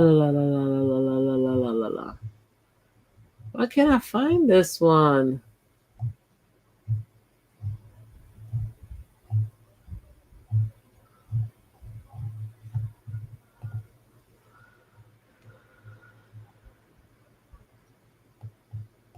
Almost there, guys, because I'm about to shut you down because you guys don't have to sit here watching me. I wish I could find it's on TikTok, guys.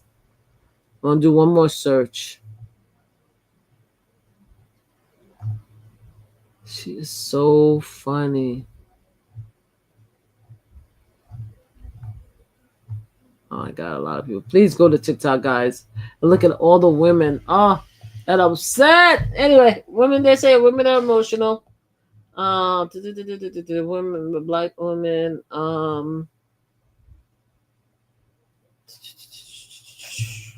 Black, what is it? Black women, what? Black women.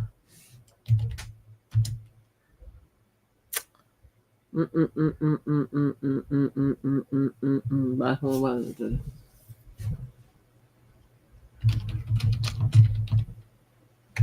One more time.